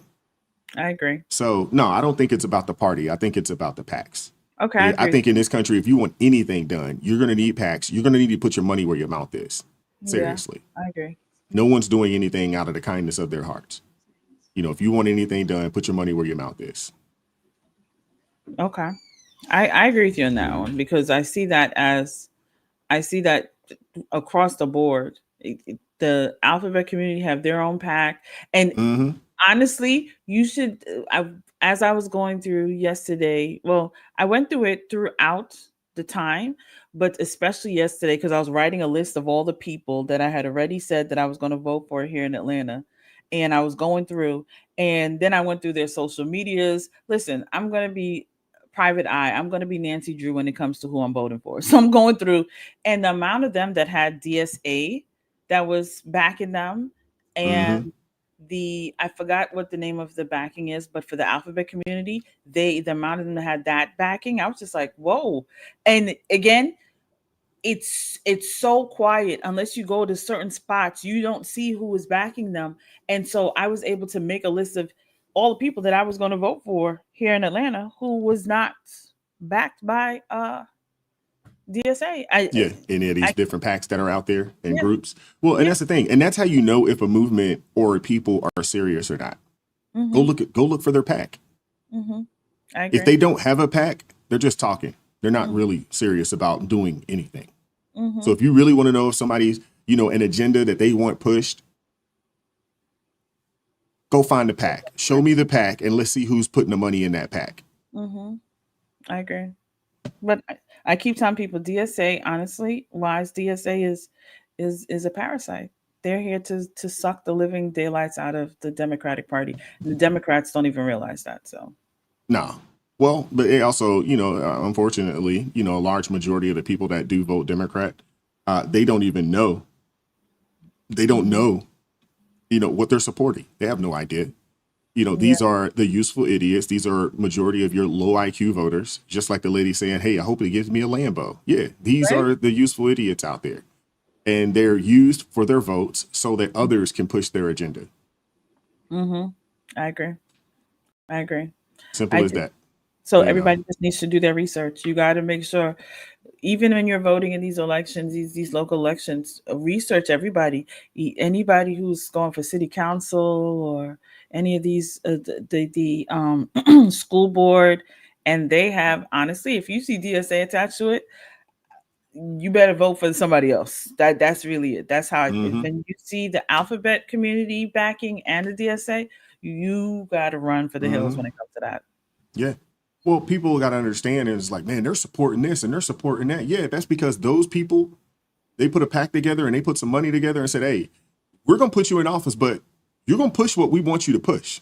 And as long as you do that, we'll continue to fund your campaign and we'll continue to, fill your coffers as long as you do what we need you to do. And that's why, when you look at, what's been going on in this country for quite some time, you know who's serious and who's not. You know who's just talking and who's not. Yeah. Because I immediately ask, where are you putting your money at?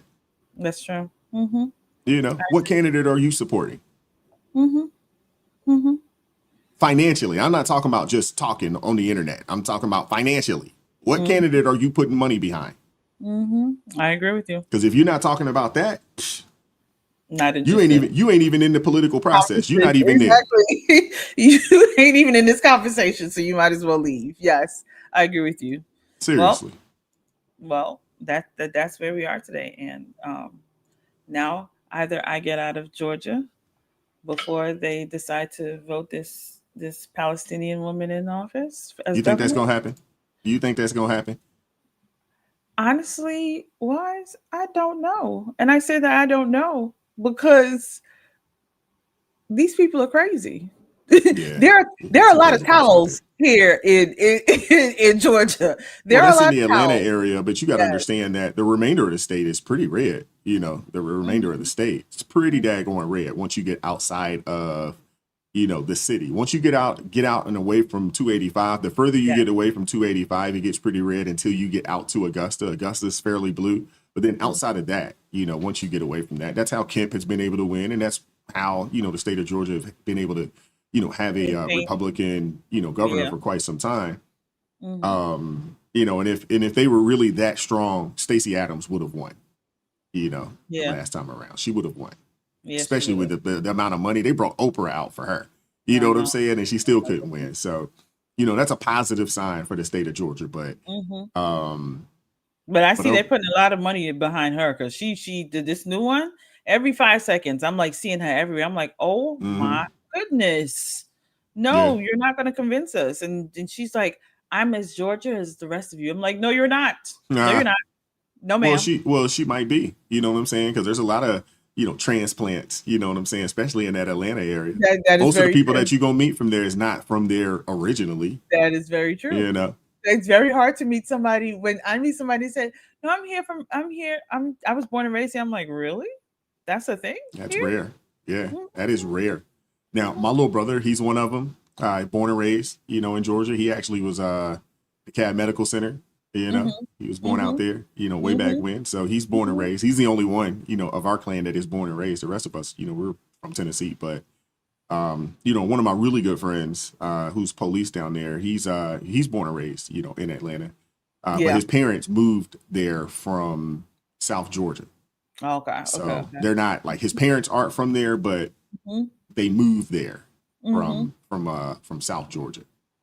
You know, so No. but there's a lot of transplants there. But that's gonna be interesting to see. You know, that's going to be interesting to see. I would assume you probably could check her and see, and she's probably, you know, getting funded by the DSA as well. She has already looked. She is. Yeah, it wouldn't surprise me. It doesn't surprise me at all. It doesn't surprise me. There's quite a few. There's quite a few people right now that are being funded through the DSA right now.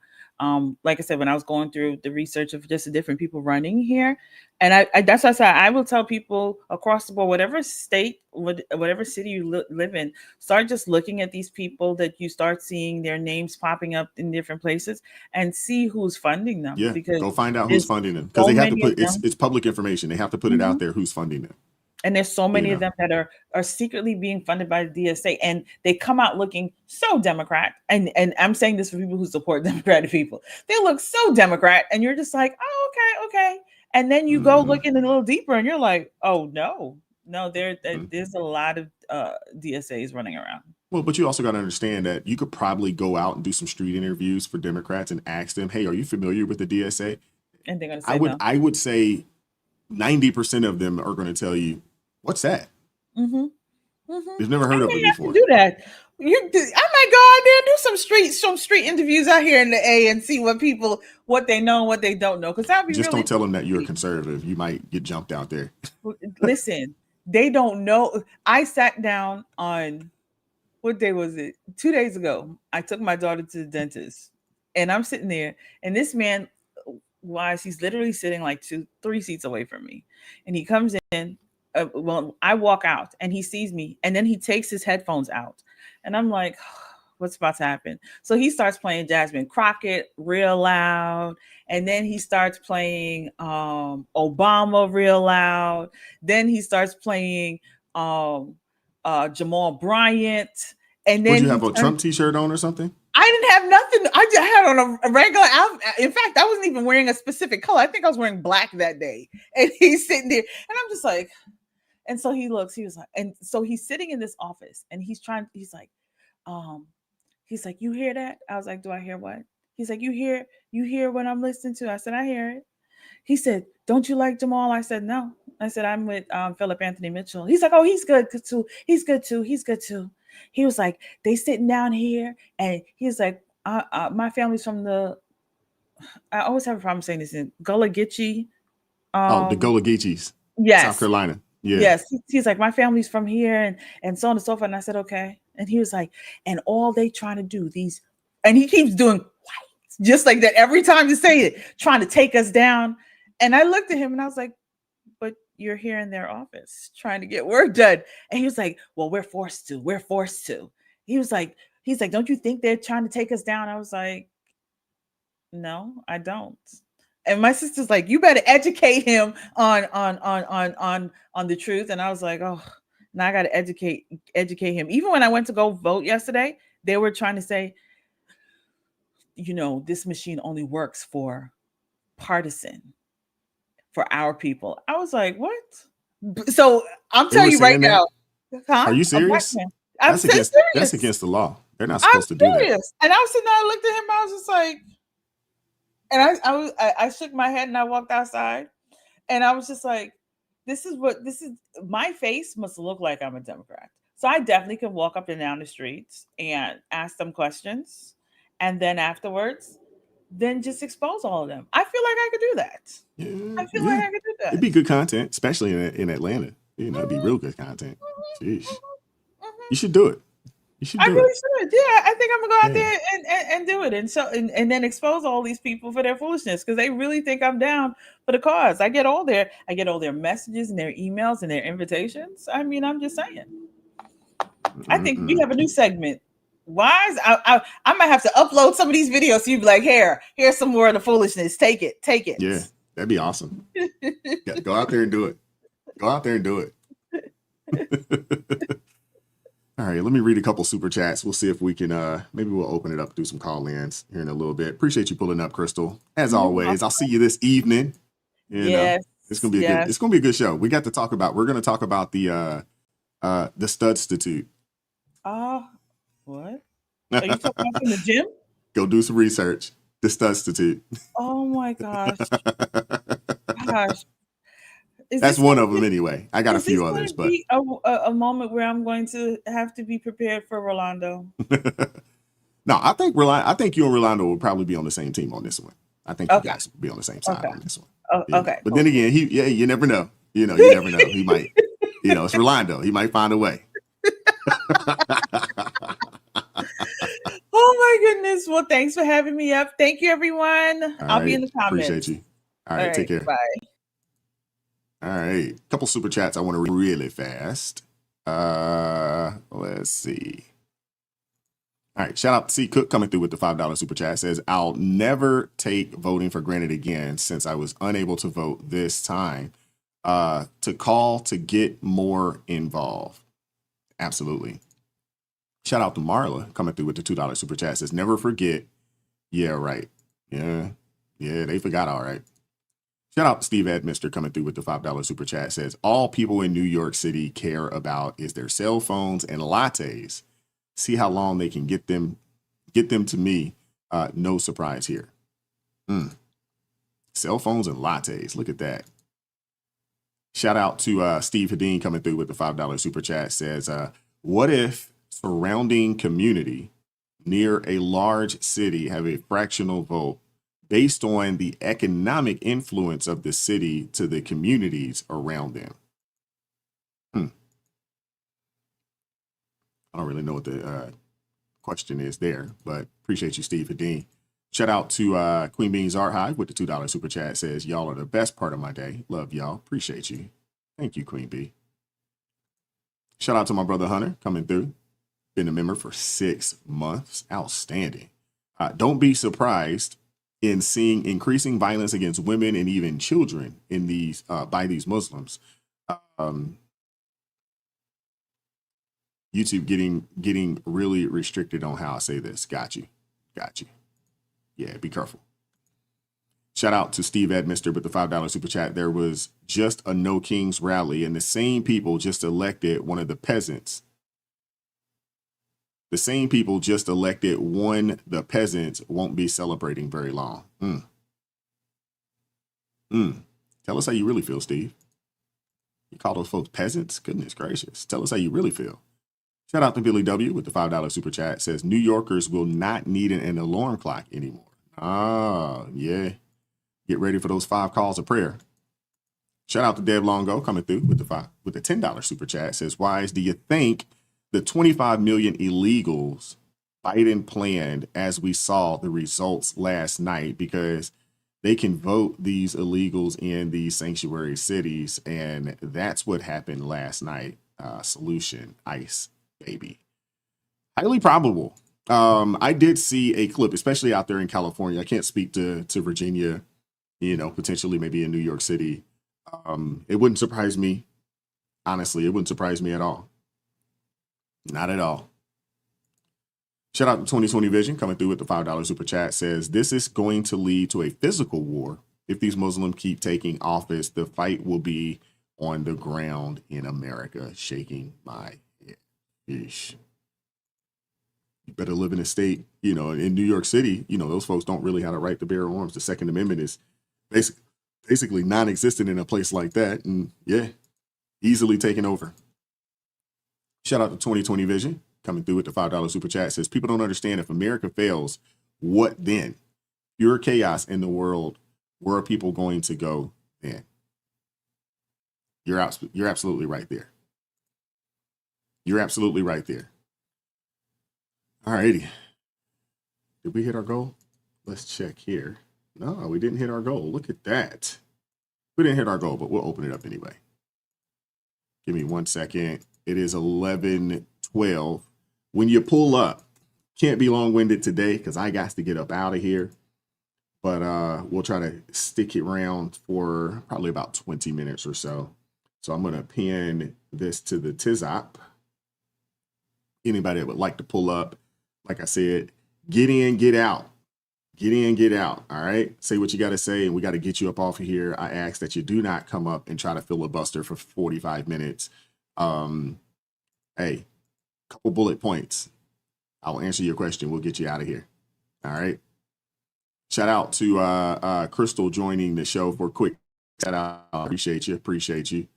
I see my brother Rolando and LJ. In reference to book club, the book for the guy that I interviewed, and I actually interviewed him last week, Monday. I just waited to put the video out until Saturday. That's Brian K. Shannon. The book is Missing Pillars. And yeah, I want to get the book club started, but I did respond to your message and the message for you to be the person that runs it. I'm going to pull up. I'm going to read the books. I'm going to be right there with you, but I'd prefer, for you, LJ, to pull up, be on camera, and help facilitate the book club. Let me know if that is something that you're interested in doing. Let me pull my brother Rolando up. What's up with you, brother? Yo, what's up, brother Wise? Hey, comes through with look at him with the Wolverine shirt on today. All right now. No, I'm actually working around the house today. I got a trailer project. I bought this trailer for like dirt cheap, but I've had to like strip all the rust off of it, had like 3 layers of paint on it. Got to replace the tongue on the trailer tires. So far I've taken all the rust, the paint off. I've repainted it. Now I'm gonna go see about some tires, get it on the road. I'm gonna use it to haul around a Forerunner. Oh, okay. Yeah, so yeah, it's gonna be cool. Down here in Florida, we do fun stuff. I can dig it. I can dig You it. know. Look at this. Look at this guy, rich guy over there. Hey, No, no. whenever I get my invite, you know what I'm saying? I'll come down there, hang out with you for a little bit. It's just we got low taxes, Wise. Because Oh, is we that what it vote is? right. You know. So when you have low taxes, you don't have state taxes. You don't have like they got in Virginia, a car tax, and stuff Yeah. like that. All right. Well, You got in extra Virginia, they money. tax you on everything. It's not just a car. If you buy a car, a motorcycle, a boat, it doesn't matter. You're going to get taxed on it annually. Every year, you're going to pay a tax on it. It's crazy. Yeah. And I don't know why, dude, just on taxes alone, why people don't change the way they vote. Because I'm gonna tell you right now, you only got so many times to go into my pocket before I notice, and not in a good way. Mm-hmm. Because for example, man, I like to do stuff. I want a boat, jet ski, Forerunner, all these stuff. So on the weekend, I can go out with my brothers, family, do fun stuff, that kind of thing, and enjoy my life. And you can't do that with the state constantly in your freaking pocket. And that's Facts. what they're doing in New York and all these places. So let me touch on this New York thing because I'm not gonna stay long. I know you probably got other people waiting. But on this New York thing, none of that was a surprise to me last night. I didn't even watch it. You know, I was watching Avengers. I ain't paying no attention to that, man. I just whatever.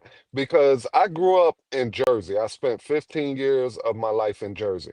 And one thing I could tell you about Jersey is only an overflow of people who can't afford to live in New York. Mm. Okay? Because a large population of people who live in Jersey actually work in New York. People Yeah. commute from as far as Massachusetts to work in New York. Okay, Wow. which is That's probably crazy. about an hour and a half, 2 hours, you know. So people come from way outside the city to work in the city. So New York was never going to turn blue. Okay, the miracle in New York was Turn red. that, Turn red. yeah, It's yeah, always going to be blue. turn red. The miracle in New York is that Trump actually gained points. That was the Mm-hmm. news. That was the headline. Nobody within their right mind know New York ain't going blue. Okay, New York is just like California. I told you this before. They're full of creatives. Mm. Okay, creatives tend to vote liberal. They tend to be very, very liberal, and that's what you got in New York, and that's what you got in California, and that's why Prop 50 passed in California because it's the same thing. These people tend to be very liberal, very independent, and free in their thinking. Yeah. Okay. Yeah. And Virginia is just a pile of bureaucrats, all right, that basically have an axe to grind against Trump for all the layoffs from the Doge. Okay. And Sears, I hate to say it, was a weak candidate. She had Okay. no energy. Explain. She's what Trump calls low energy. You know, right now, after Trump came in 2016, he changed politics forever.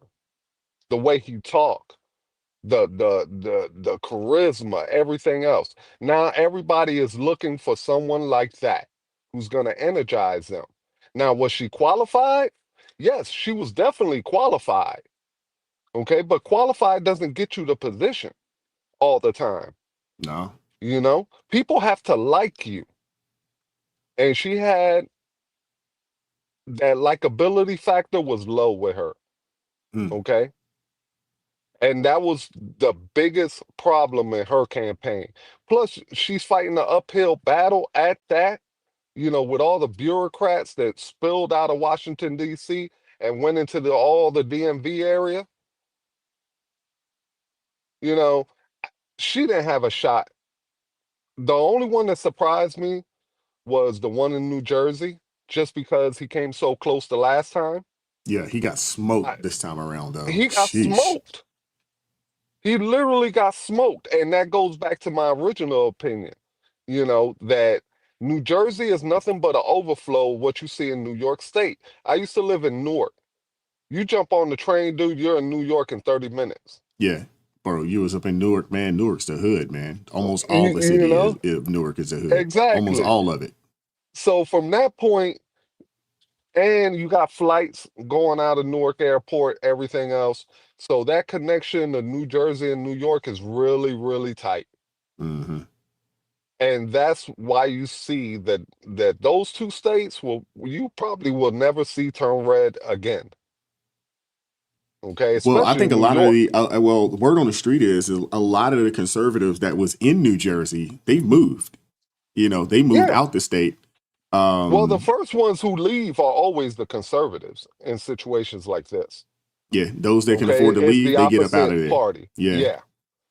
So if let's just say Florida just becomes overwhelmingly red, a lot of bluer people, the hardcore, you know, lefties, Oh, well, will they end left. up leaving.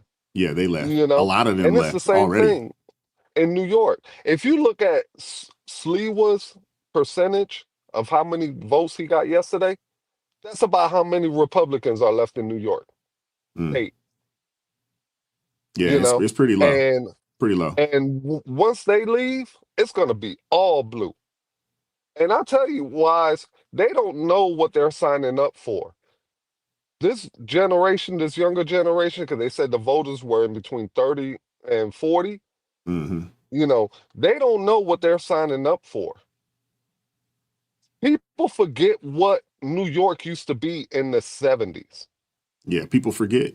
Well, you also got to think that People a lot of the forget. people they wasn't alive then. Think about the people 30 to 40. That means that on the younger side of things, you were born in the 90s. The older side of it, you were born in the late 80s.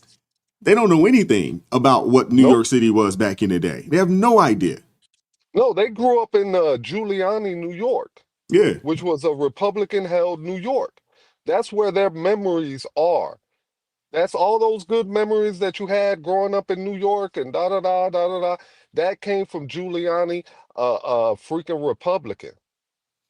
But in the 70s, with the Deuce and Brownsville, dude, New York was a literal Gotham City. And that's what it's going to revert back to. Just wait till January. They're going to start seeing what the deal is because their tax base is going to flee. All their Yeah. businesses are going to flee. Dude's going to open the jails. Once those jails open, it is full anarchy. Whatever Mm-hmm. businesses are left are going to get looted. Your little government run supermarkets you got planned are going to close like they did in Kansas. Uh, it was Yeah, it Kansas, was right? Kansas City. Missouri? Yeah, Kansas Oh, City, okay, yeah. Missouri. Mm-hmm. Like they did in Kansas. but everybody, all they heard was free, free, free. Yeah. People don't And they understand came that running. nothing is free. There's nothing free. I know this dude said free, but it's not really free. It's really not. Yeah. I mean, I compare it to like just basically like a bunch of vermin. And I just tell them, hey, I'm going to leave out a bunch of crap on the counters, that kind of stuff. As soon as I turn the light out, here come all the roaches to get everything I left. 5 minutes later, I turn the light back on. I'm going to raid everybody. And that's basically what happened, was happening in New York. Okay. Basically, the light is off right now. You got to see everything that he's gonna offer. It's sitting on the counter. The Mm-hmm. light's off. January 1st, the light come back on.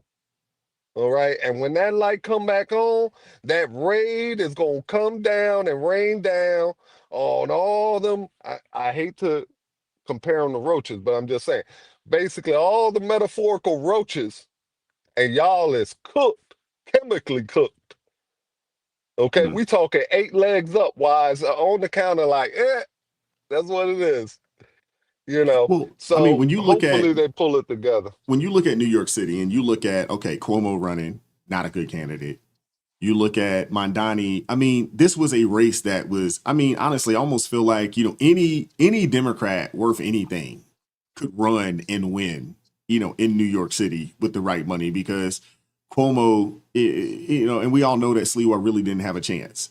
You know what I'm saying? And Cuomo, because of the baggage that he came with, you knew he didn't have a chance. And that's why, when we saw over the weekend or maybe last week that this dude was up 30 points, he's just like, they're cooked. There's no way that this dude's going to lose. There's no way.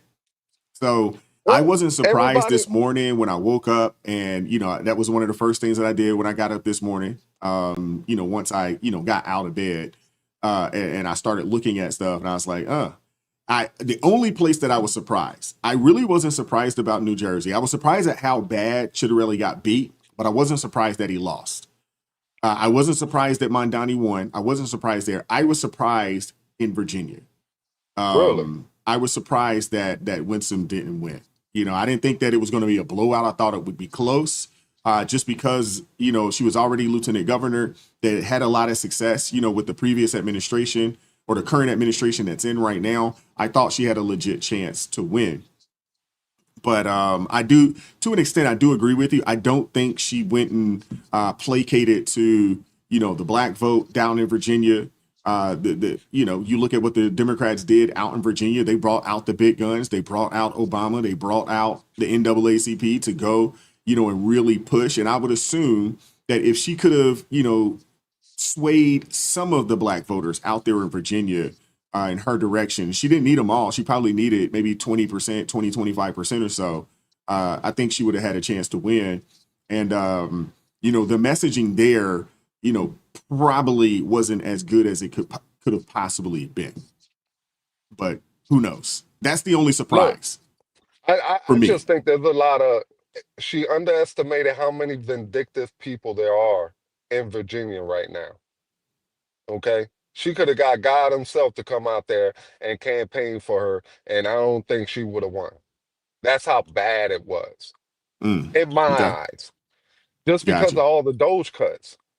You know, we all know that Virginia's economy, anybody that knows that Virginia's economy is based in defense. Yeah, it's all around the government. When you think It's about, I mean, all dude, they around the got a government. multitude of bases. You go out east, the Hampton Roads area.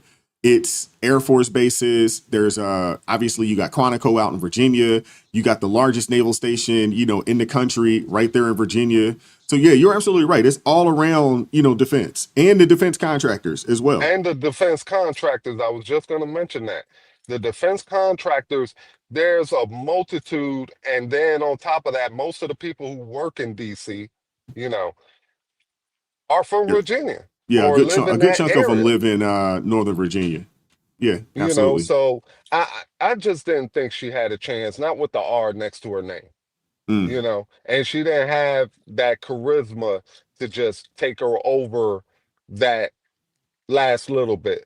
I think if she was a little more charismatic, a little bit more energetic, she could have went into those black neighborhoods and convinced some people, to vote for her.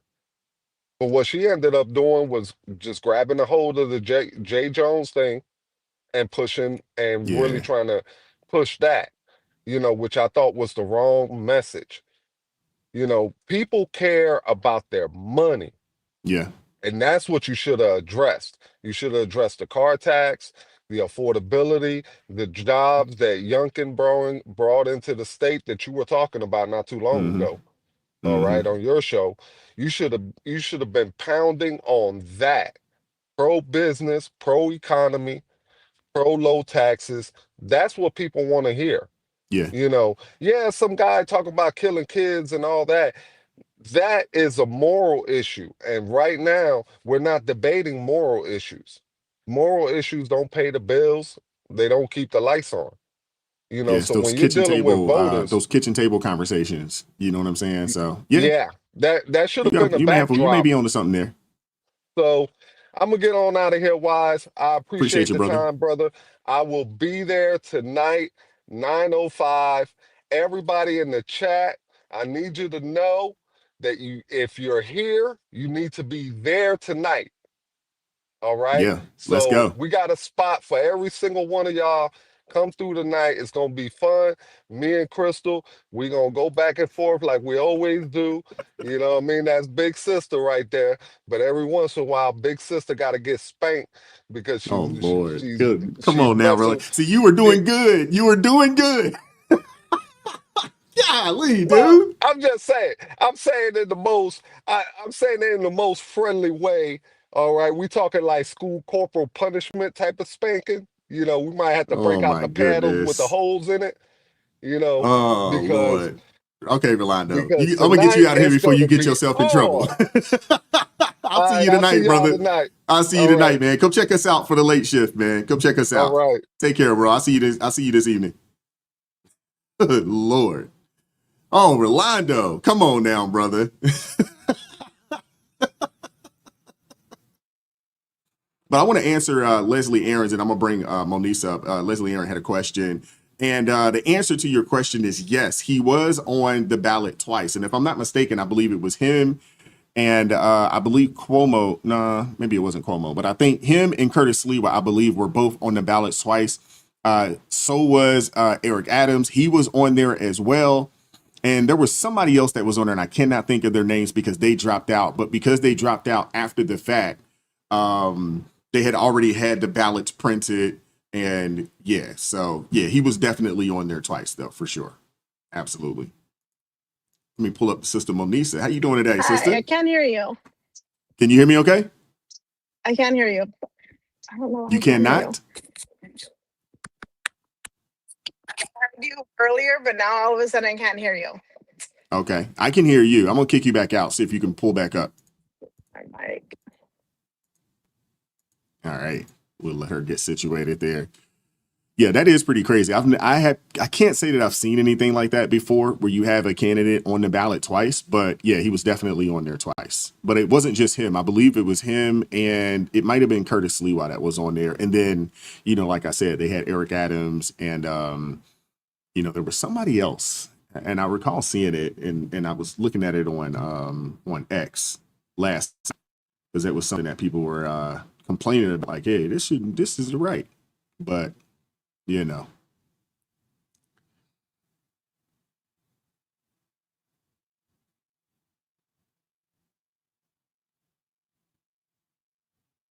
yeah, it's gonna be interesting, man.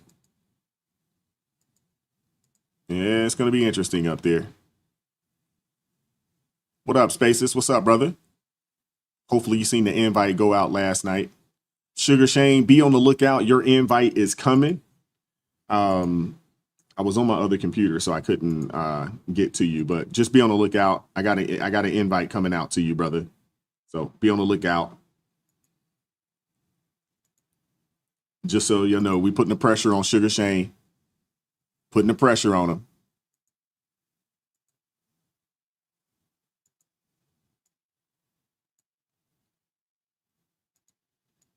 Let me see. Where is Where's Shane at? While I'm thinking of it right now.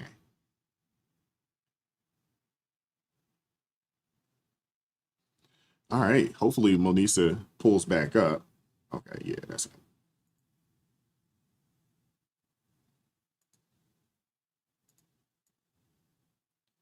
All right. So I guess she's not going to pull back up.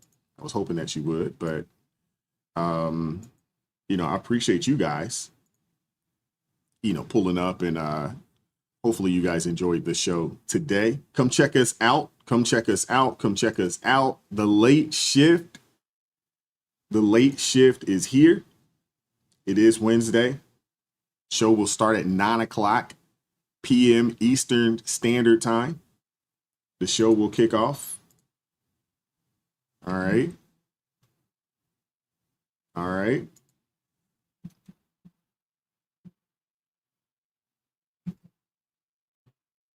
Let's see something here.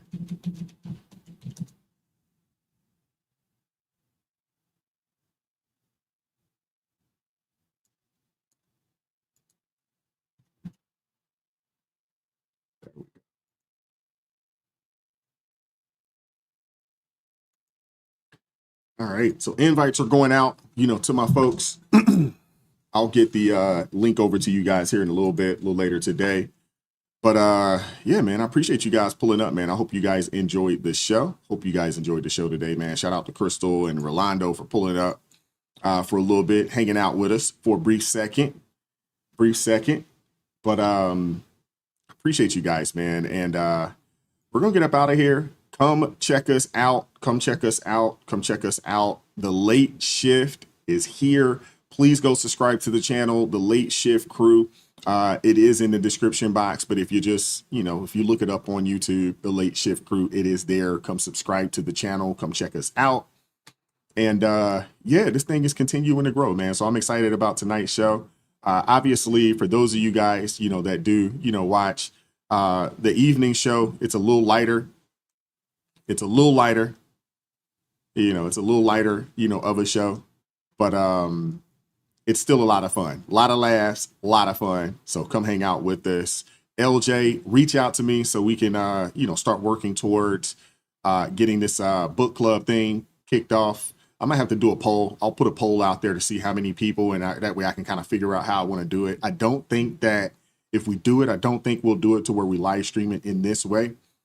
Because I'm sure there's some people that would want to be on camera, but they don't want to be, you know, out there in these YouTube streets. And I get it. I understand it. Maybe we'll do it as a webinar or something along those lines so we can have people pull up, you know, in that manner. That's kind of what I'm thinking.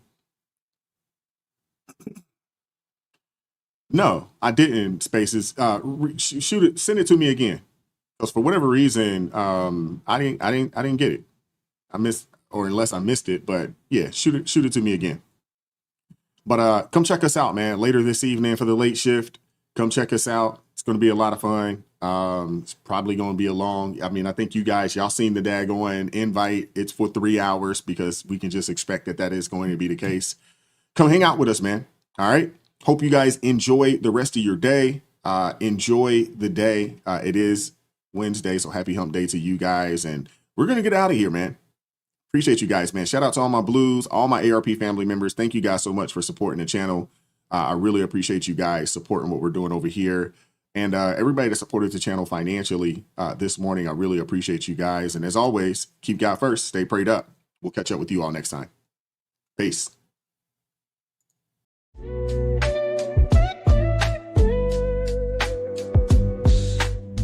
Vibes so raw.